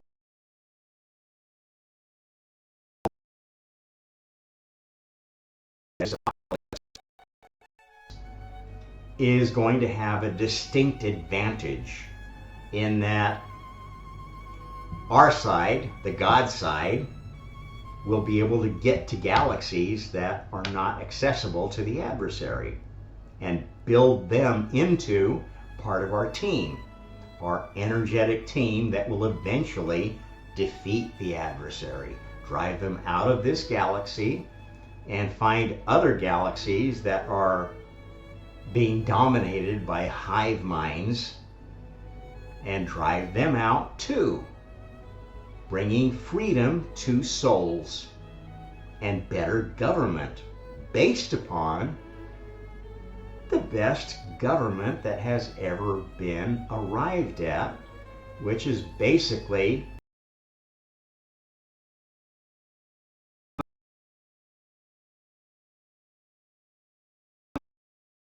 of the United States. And that's why there are so many people trying to destroy the U.S. now, trying to destroy the U.S. government, trying to discredit the Constitution, trying to discredit everything that there is about the United States. This is what cultural Marxism is all about. They're trying to rewrite everything. They've been doing that with Star Trek too. If you follow the series from the original to the movies now, it's gone from very prophetic, profound explorations of what is really going on outside our Earth, what is really going to happen in the future, and nonsense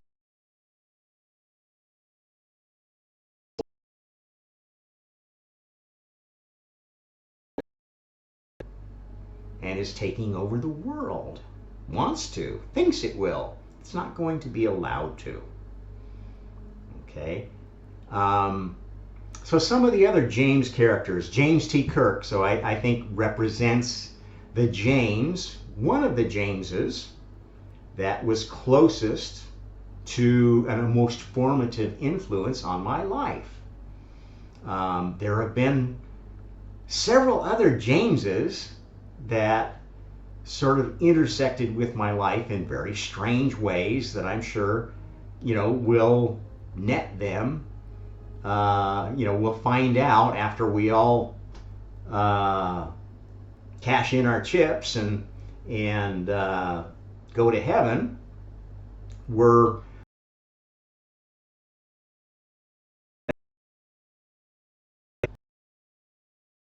interesting character that got involved with the community theater I started in Shanghai.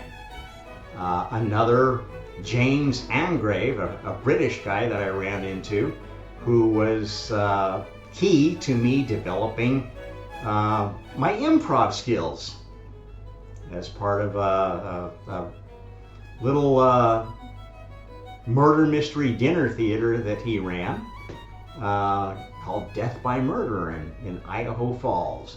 Or no, in Boise, when I was living in Boise. I'm sure there's other Jameses that I'll think up that were important in that sort of a close way to my character path. Other Jameses I've noted.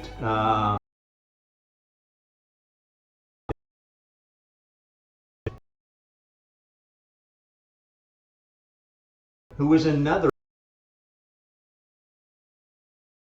religious man, but also arguably one of the world's expert in biomechanics, who has been heavily involved in developing nanotechnology and is also famous for his arguing against materialism, arguing for a creator. Now, he is of a Christian version that still thinks there is this almighty micromanaging God. Well, that's okay. That's, like I say, religions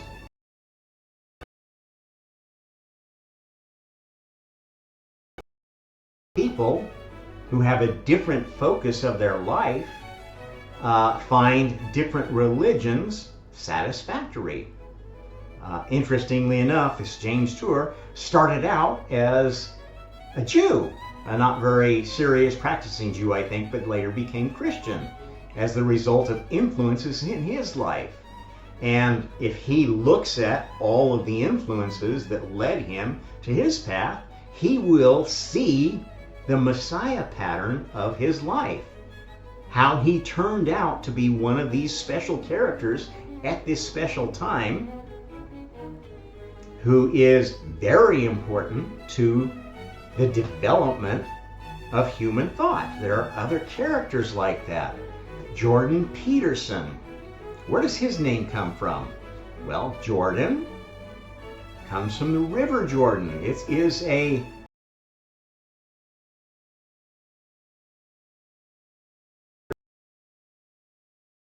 apostles, right? These names are important and they will give you clues. There are different categories of names and new categories of names that are emerging from new cultural milieu. There are ones that have emerged since this transition point. If you think of the Messiah's lifetime as the center of time, then the midpoint of that lifetime will be this deep inflection point between, creation is going one direction, and then it's going to naturally, without the Messiah, spill over into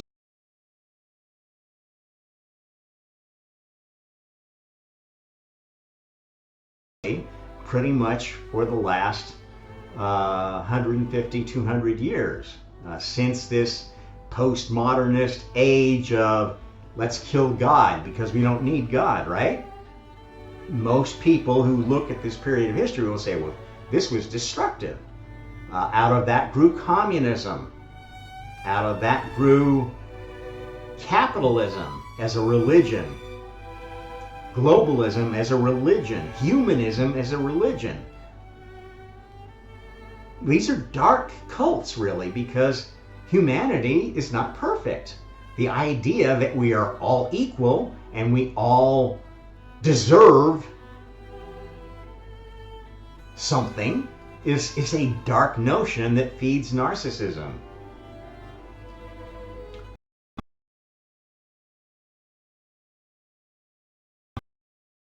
If you see patterns in the characters that you find impacting your life or impacting the world, that may lead you to an understanding of what your special role in all this is, and make it easier to navigate the remainder of your life. Give you better ideas of who you ought to marry, what you ought to name your kids, how you ought to structure your life, knowing that you are a pebble in this creation that is going to have ripples. If you choose that is going to have one lifetime and re-assimilate with the Borg, lose your identity, okay, maybe you're a pebble that wants to be a non-player character every time and just, draw a character out of the hat, play that character, and then go back into the hat. This is essentially what the source worshippers are getting. They're choosing, I want to re-assimilate with the source. Now, a lot of them are choosing that because they are ignorant of the truth. The source is not all knowledge. It's not all love. It's not all anything. It's a hive mind. An assimilating hive mind that wants to take your identity and add it to their library of stock characters. The members of their hive, and have them act out whatever patterns they want as kind of like zombie agents.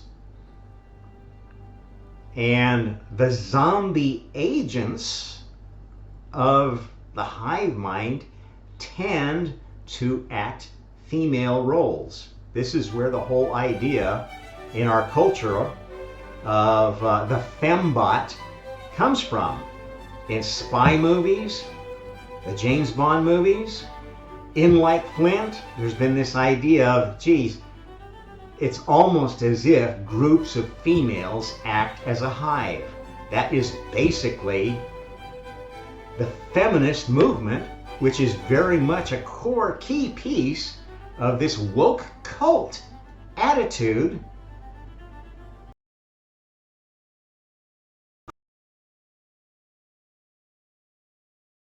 Abortion is a great thing, and you should be able to get an abortion at any time for any reason as a woman, or they're stepping on your freedom. That's anti-creative. Okay? This feminist movement is causing our species' reproductive rate to plummet. It's completely destroyed the normal relations between the sexes in, the Western countries. Men don't want to date anymore because women are bitches who have unrealistic expectations of relationships. And, think that, well, because I'm a woman, everything I want, everything that is important to me should be what's important to you. Now, when that importance was driven by, well, we got to have kids, we got to have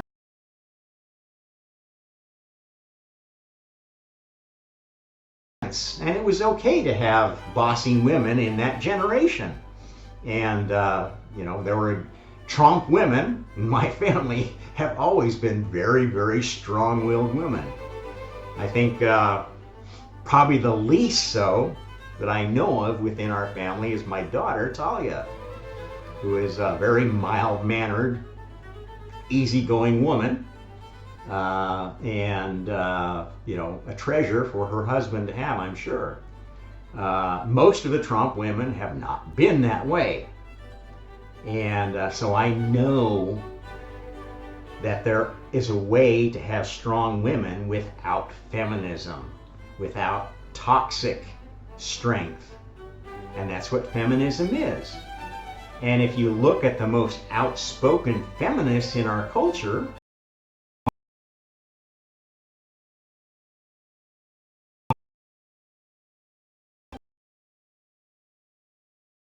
never voted for, would never have possibly won a primary, but is somehow going to be, running against Donald Trump for president, unless something else changes soon, which I expect it probably will. But you look at this woman, and she is the epitome of toxic femininity.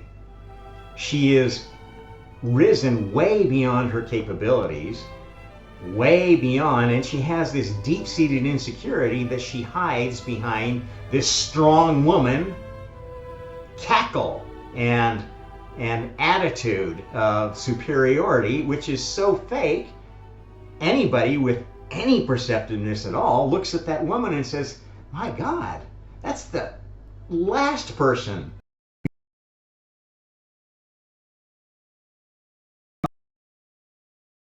superpower, the one who's going to be having to push the button if a nuclear war happens, is going to be the one who's going to decide where to send troops.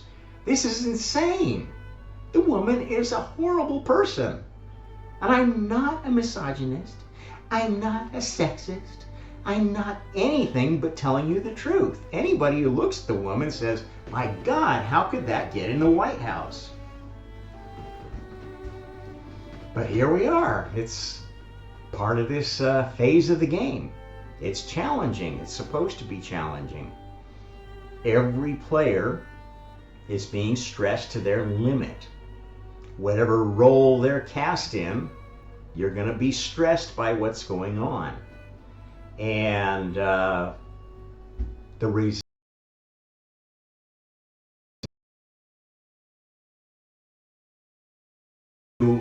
opportunities to make difficult choices morally. If you choose to break the commandments in defending yourself from all that's going on, or participating in it, getting involved in a revolution or insurrection or civil war, that's going to tell karma a lot about your personality and have a huge effect on what afterlife you get, or if you get an afterlife, what your future incarnation opportunities are going to be. The mark of the beast is literally the mark of a beast.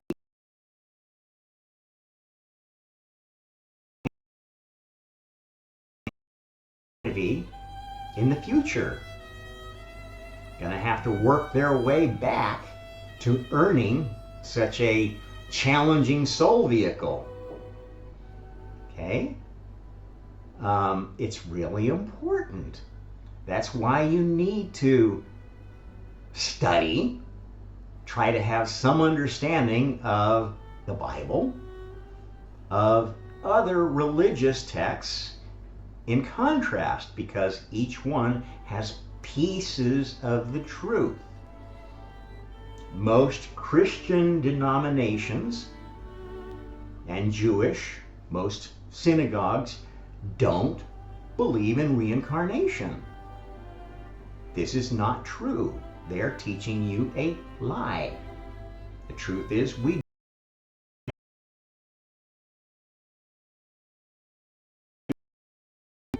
go back to the cup, become an NPC character again, and rejoin with Source. That's not the optimal choice. That's like losing the game, starting all over. Okay, maybe you've been a really, really bad player and you want to start over. You want to lose all your memories. You want to go back to square zero. Okay, that is a choice you can make, but it's not one I would recommend for anybody that in the least little bit likes themselves, thinks that they're a good person. thinks that they've done something worthwhile in this life. Most of us do. Anybody who's had a successful marriage, raised good kids, been part of a group that had a sense of identity and a feeling like you accomplished something,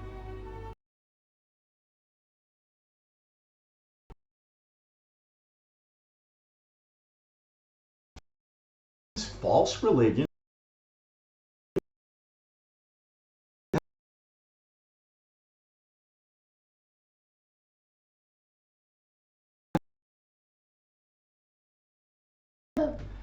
These people are not good people.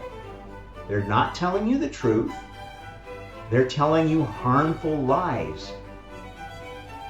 Even if they're meant to make you feel better, make you feel good about yourself, if you feel good because you're being told lies, that's not good. Because eventually cognitive dissonance will build up and you realize those lies were not true. And certainly if you die and you lose your identity, that's going to be a really sad outcome for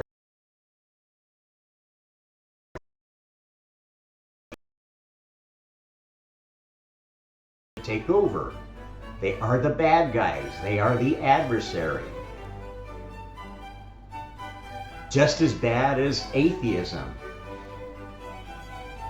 The idea that you're not going to come back. You're not going to. That's essentially the same thing. It's encouraging selfish, narcissistic thinking and approach to world problems. Okay, one size fits all does not work. We are not all equal. We're not all the same. You cannot legislate and force equality. You can try to provide equal opportunity, but you can't make those opportunities more valuable just because they have a material benefit.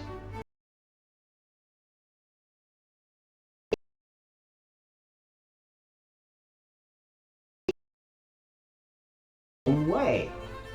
In fact, really good teachers, especially at the most difficult age, teenagers, are worth more than any fucking CEO. I don't care if it's Elon Musk. My daughter is a great teacher. She's a choir teacher in a fairly large high school in, let's see, I think it's in Erie, Colorado. And she's a great choir teacher. She's perhaps the best in her state. And she is a great influence on her kids. She is worth way more than she's getting paid.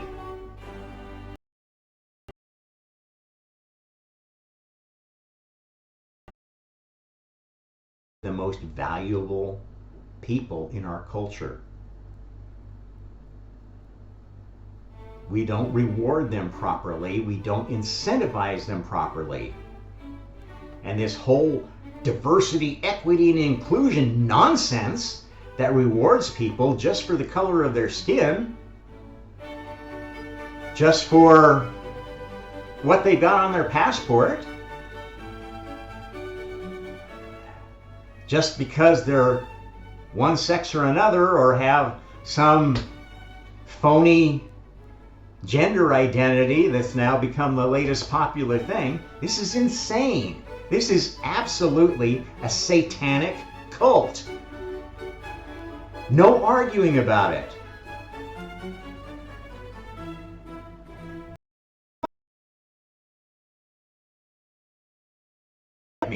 I will keep.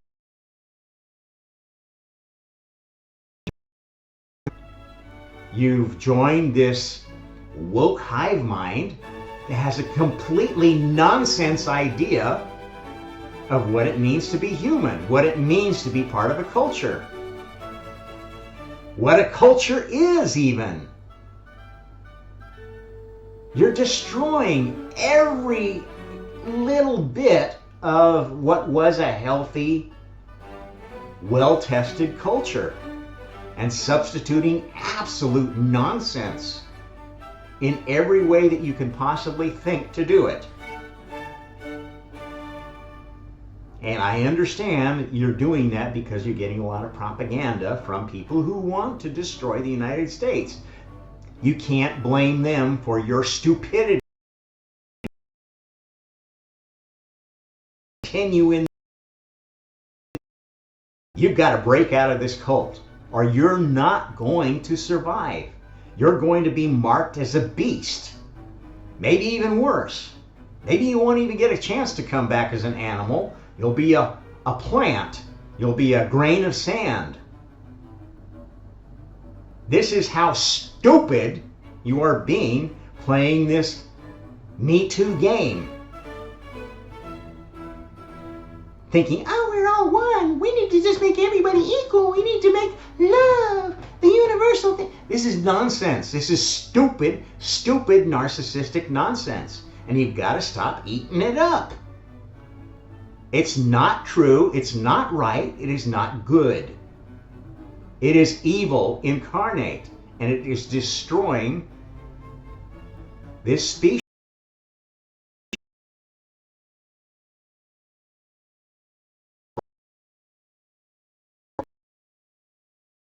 This version,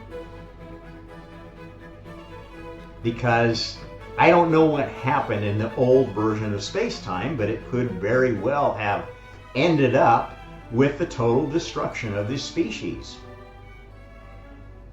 to avoid generating a Messiah. That's what the adversary wants. That's what they've been doing ever since humanity hosted its first incarnation of God. That painted a big target on our back from all the previous chosen species that said, whoa, these guys are the new kids on the block. They're gonna take over our place in the universe. And yes, there are different futures competing.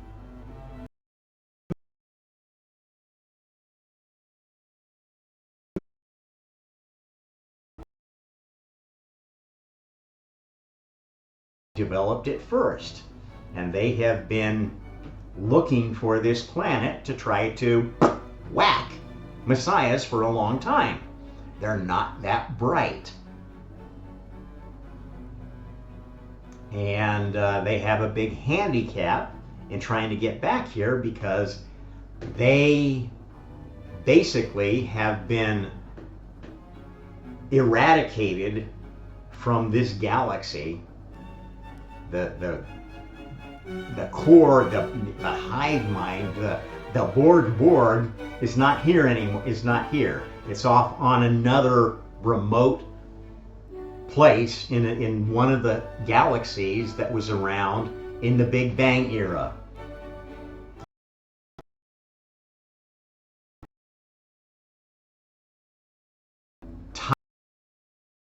The god.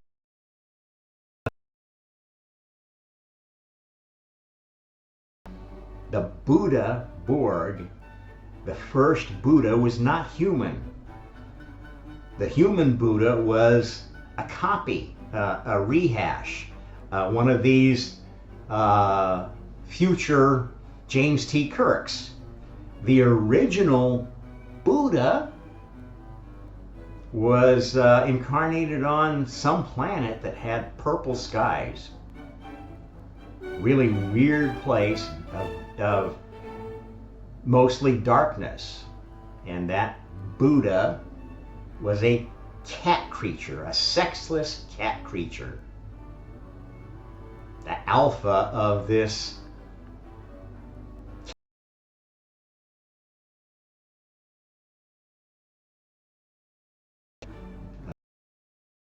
if you will. From, right? The Black Panthers. This is another evidence of, these repeating patterns. The original Black Panther Messiah was on some planet in some other galaxy of an earlier version of the first version, maybe, of the Big Bang universe. And has been influencing agents in this galaxy, but that influence wanes. So they send out basically clones of their latest species, which are not inorganic, to go.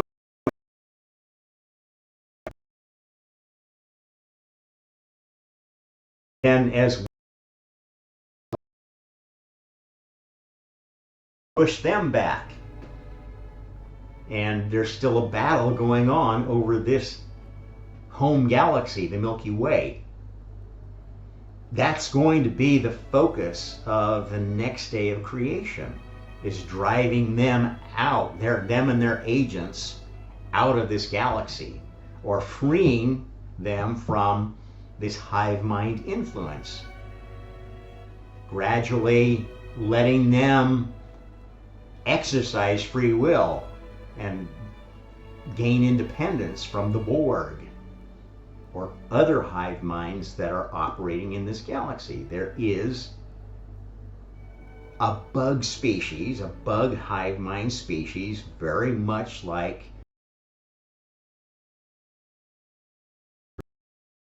that's not a fantasy, it's truth. That's the way the simulation multiverse works. When you make up or when you identify a pattern that grabs the imagination, as the idea of a bug species being our big enemies in the galaxy, it's going to manifest. That's why it appeals to us. That's why we have these ideas, is because they're ideas that are solidified already in the current space-time and will feed into the next one.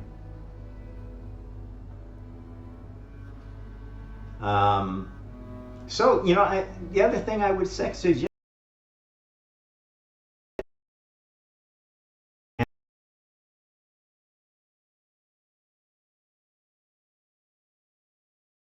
it will show you patterns that might be important to your future, might be important to figuring out, well, why am I here? What's my purpose? And I think everybody has, a problem with that, trying to figure that out. Even, the incredibly successful people, like I was just listening to an interview between Jordan Peterson and Elon Musk. And Elon was talking about his childhood and the existential crisis he went through trying to figure out, what is the meaning of life for me? And, very, very interesting, very messianic life. In fact,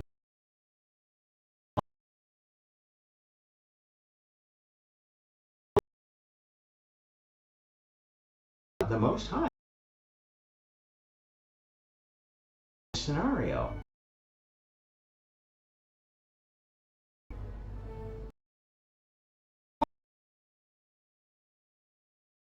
I don't know what the significance of that name. It doesn't mean much to me. I know muskrats, muskox, the musk of her perfume. I don't know. This is not a character that I can place like some of these other Jameses I talked about. But maybe it will mean more as events unfold. I know he is a very important player in the game, and I can tell you it's because his name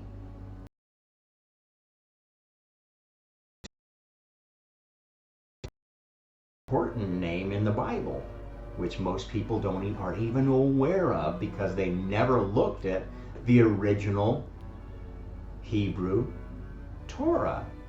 Elyon is the only character in the Bible that you can associate with God, capital G, the Most High.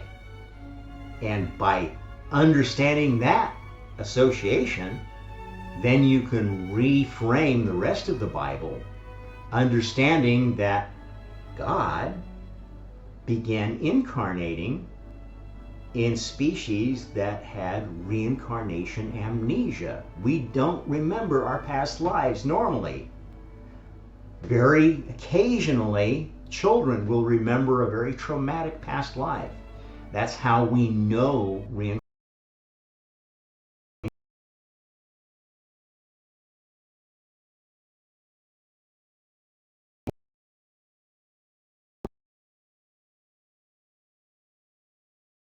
Some kind of what's going on here.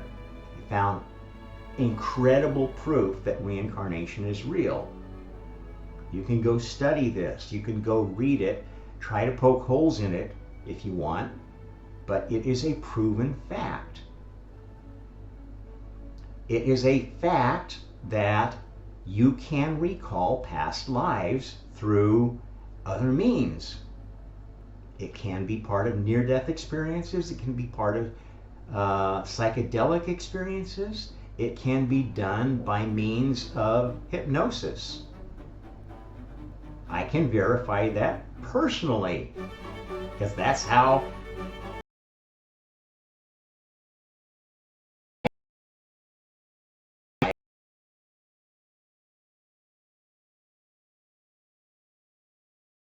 really much till about 7 years ago, when events all converged on me going to an ayahuasca ceremony for a couple of nights and having the most incredible experience that I've ever heard anyone recount coming out of such a night of ceremonies. Later on, I did the regression hypnosis session and discovered even more incredible things. And everything has been backed up by other events that have happened. There is absolutely no doubt in my mind at this point.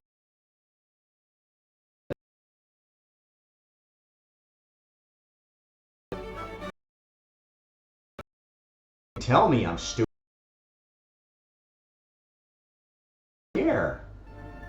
You know, fuck you. I know where I sit in all this. I'm trying to help you figure out where you sit, because until all of the little M messiahs fall into place for the end of this day of creation, it's going to keep getting more painful. Because even though the big M messiah is woken up, there are still some little M messiahs that the adversary is trying to whack before they do what they were supposed to do. Because that will give the adversary a better starting position for this next phase, this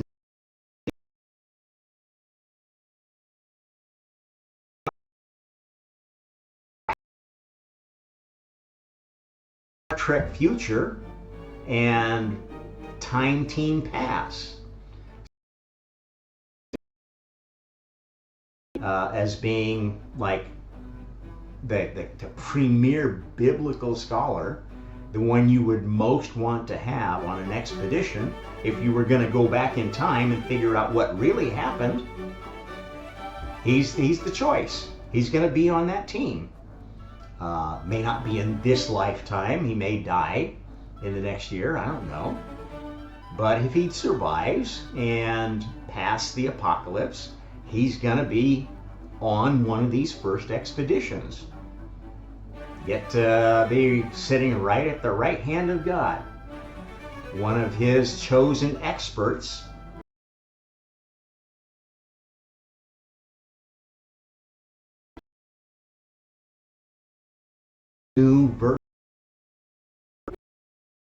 A new scenario, a new creation. It has ties to previous versions, and there will be parts of the story that match. As we go further and further back in time, how much that matches, how it differs, is going to be changing. We are always making discoveries that change where that starting point is going to be. And that's why, some of the adversarial characters in the world are working so hard to discredit and to stop research from happening. This is why they've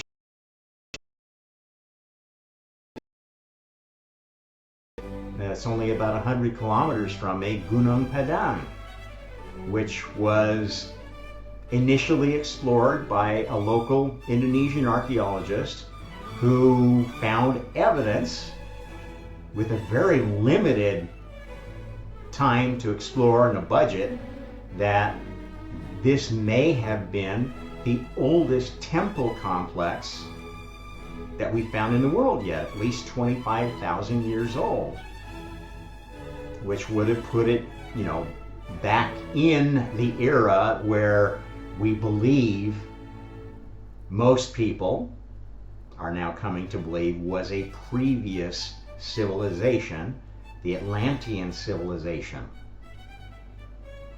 And this temple complex here may go back even further.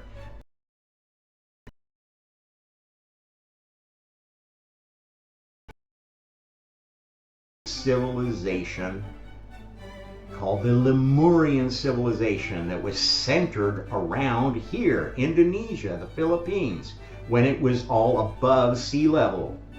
The sea level has changed dramatically, and not for the reasons that most people think, because the size of this planet has changed,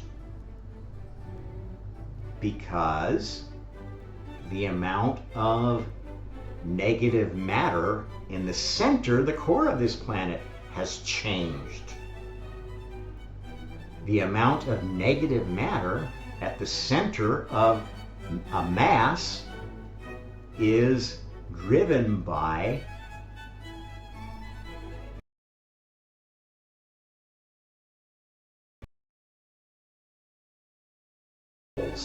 that by that this but gravity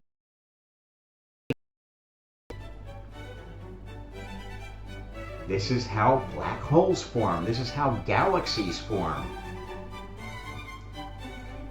The adversary is necessary to creation. We use these dark energies, dark matter, to accumulate environments that positive energies and positive matter can grow and develop in. The special arrangement of this planet is because if you can control what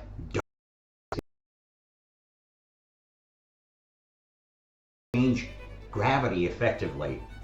This is how anti-gravity works. And if the pull of the core of this planet, which is not iron, it is negative matter. If the pull of that negative matter is less, the planet will breathe and expand. And when this planet had more land area, when the sea level was lower, was because of that effect. That is the primary driver. Now there are tides, of course. There are other things that drive higher and lower sea levels. Okay, how much of the water is in the atmosphere versus on the earth is related.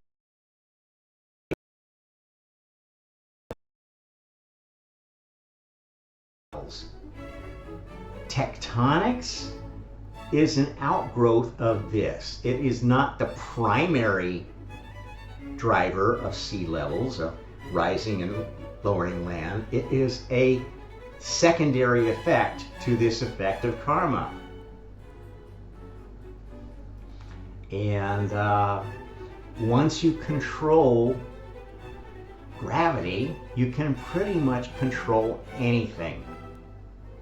In fact, with an understanding of karma, with a high enough consciousness and the spiritual support of karma, you can create anything, anywhere. This is how transporters work in practice.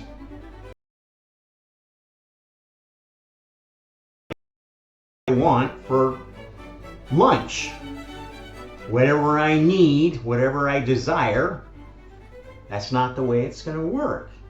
The way transporters work, the way materializers work, is on karma. So it's a prayer.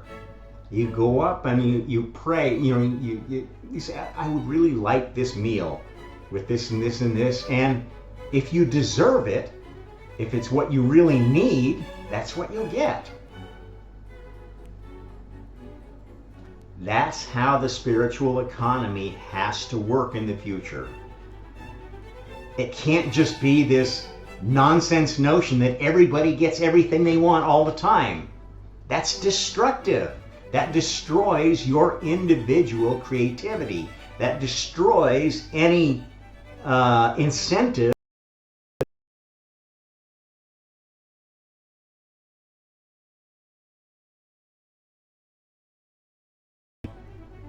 and important it is to spread the good news. It's not exactly like any Christian's denomination believes, but that's the closest thing to the truth.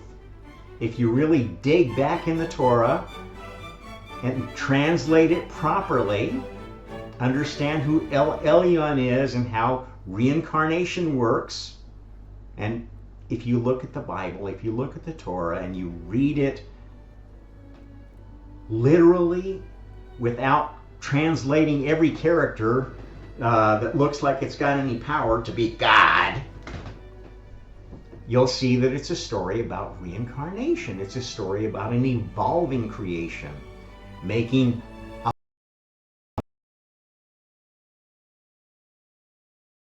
species. The most important characters in the Bible are not who you think they are. Job is an incredibly important character, is a core story to every different interpretation of the Bible. And it's not the story of some poor schlub who was so faithful in God that he let God beat him all to crap. That's nonsense. Job was an incarnation of God, one of the Messiah, capital M, Messiah characters in our history. And the two entities that were whooping on him were Lucifer, the Lord of the physical universe, the tester,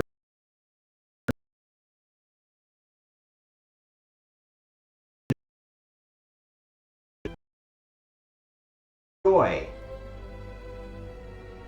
Until you understand that, you will not understand the first thing about the Bible. You won't be a good Christian. And many Christians are not good people, are they? They think, oh, I can do anything. I'll be forgiven. I just need to go to church. I just need to donate some more money, build them another wing. I just need to go donate a bunch of money to the Democratic Party because they are the good guys. These are evil people. They are doing the work of Satan. And, most of them won't be convinced that that's the case. We need to oppose them without joining them. Just say no.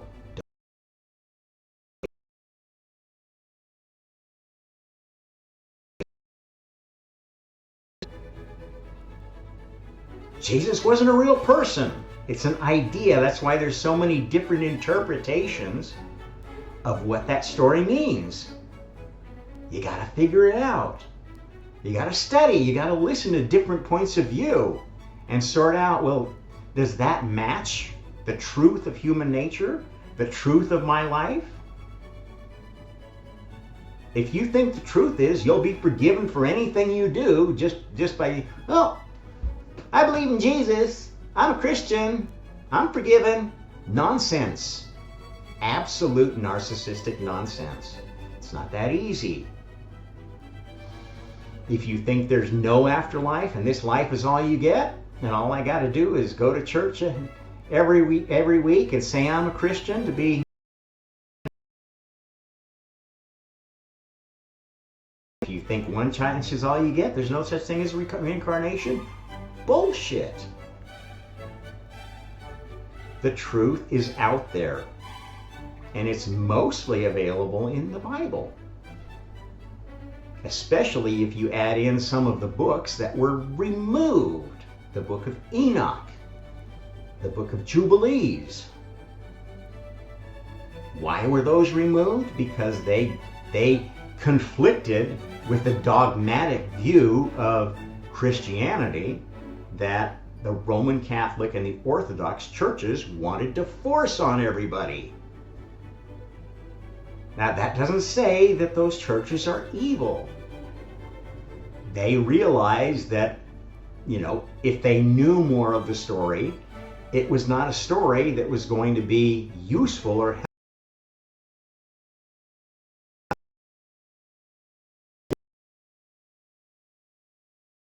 You will be tempted to delve into magic, to try to have mystical experiences, which are not always positive. This movement we've got going on now, the New Agers saying, well, everybody should go have a psychedelic trip, everybody should do ayahuasca or mushrooms. It's nonsense. You're opening the pineal gland interface, which is a transmitter-receiver, to the rest of the multiverse. It can be used for good or bad. It is dangerous spiritual technology. And if you do it without knowing what's going on, you're very likely to be possessed by an evil entity, an evil hive mind who wants to.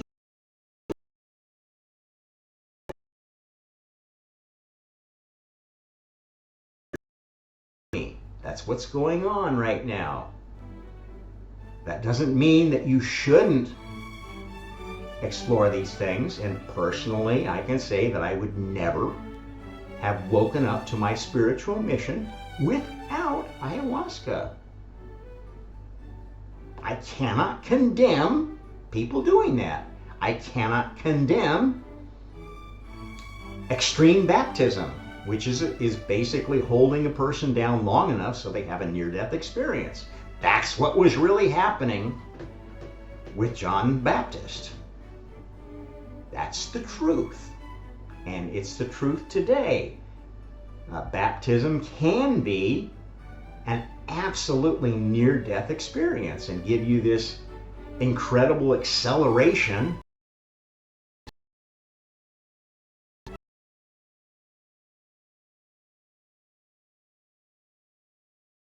spiritual technology. It is just as dangerous as physical technology. You have to be worthy of it. You have to be in the right state of mind to get the most out of it. That's why any decent religion or shamanic practice has some very, very strong requirements for you to participate. Baptism should not just be, oh, let's schedule it next Thursday and show up without any preparation. It should be preceded by a period of scriptural reading appropriate to what could happen as a result of baptism. It should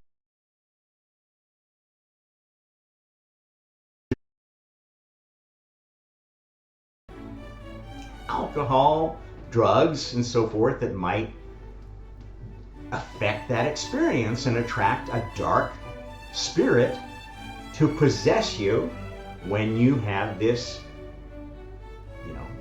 connection with the other worlds. That's what baptism was supposed to be, and that's why many denominations now just make it, oh, just splash some water on it. It's not really a spiritual experience. It's just a symbolic one. Well, that's okay. Not everybody's ready for full immersion, near-death experience baptism. It's not for everybody. Just like psychedelics are not for everybody.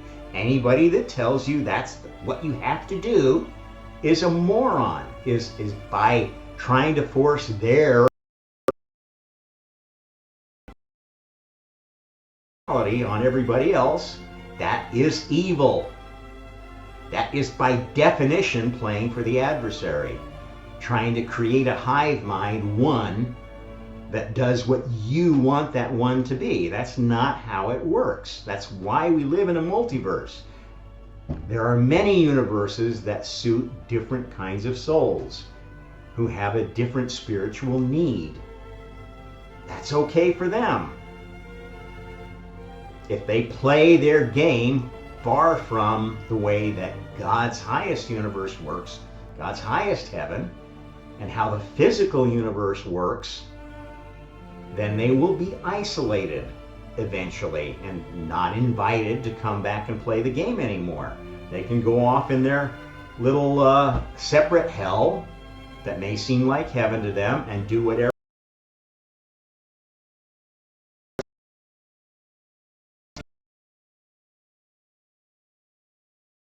and candidates for godhood to the highest heaven. You blew it. Play your own game. Do whatever you want in your own area. This is how God punishes. God is not a destroyer. His whole idea for creation was to isolate the members of the family that couldn't get along with everybody into their own universes. Originally, the thought was you could isolate them all into one other universe, the anti-universe, and then have all the good guys playing in the physical universe. It didn't work out that way. Turned out you needed both good and bad working in the physical universe so that players were tested. New souls would be tested to see.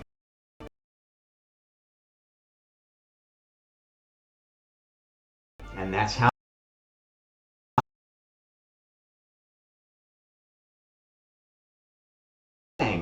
were created. We finally developed the spiritual and physical technologies necessary to raise a version of the game that's expanding. Scientists have observed that. Not only expanding, it's already older than we thought the universe was. These are proof. Absolute proof of what I'm telling you.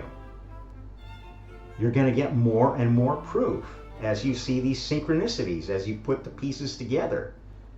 Already, most scientists, most physicists are agreeing that, based upon all the evidence we have, all the live in a simulation works and why it will, and everything is just the result of particle interactions and quantum phenomena. Well, that's bullshit. I can prove to you that it's bullshit. Anybody who sees our culture around us and how we operate and think as humans knows that it's bullshit. But yet, these are New Age religions. These are scientific religions that are not scientific at all. Because science can't be true unless it encompasses what we know about spirituality. And spirituality is real.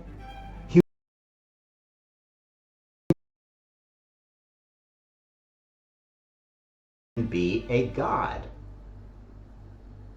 And most people are humble enough to at least admit the possibility of that. And actually, if you do the logic, which I saw a guy do with one of the chat GPTs, you can actually get chat GPT to conclude that Both atheism and agnosticism are illogical. They don't make any sense. They cannot be justified. The only position that can be justified is some form of theism. And that's where there's a good degree of doubt. Because if you're not God, you probably don't know God very well. That's pretty much how you're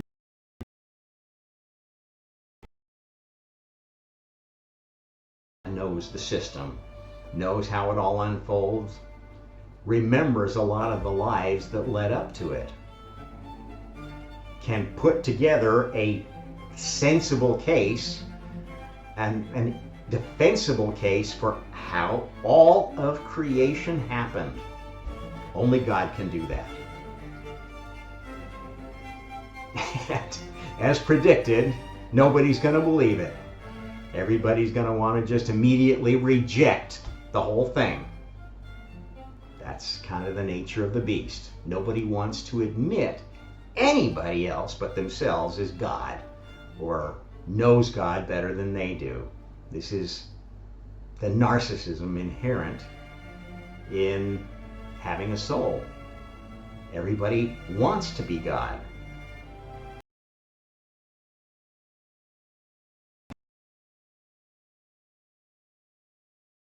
God, not the God of this special first version of creation. That's why we've got all these new galaxies out there. Those are your places to be the God of a new Genesis story. All those other new universes. Knock yourself out. The patterns are already there. God has done His work, has given you essentially the perfect system, and all that's required to sustain it is maintaining the highest heaven and the city of God on earth, wherever that earth is. At any rate, I think it's a good place to wrap things up. Like, share, subscribe. My wife's calling me, so I gotta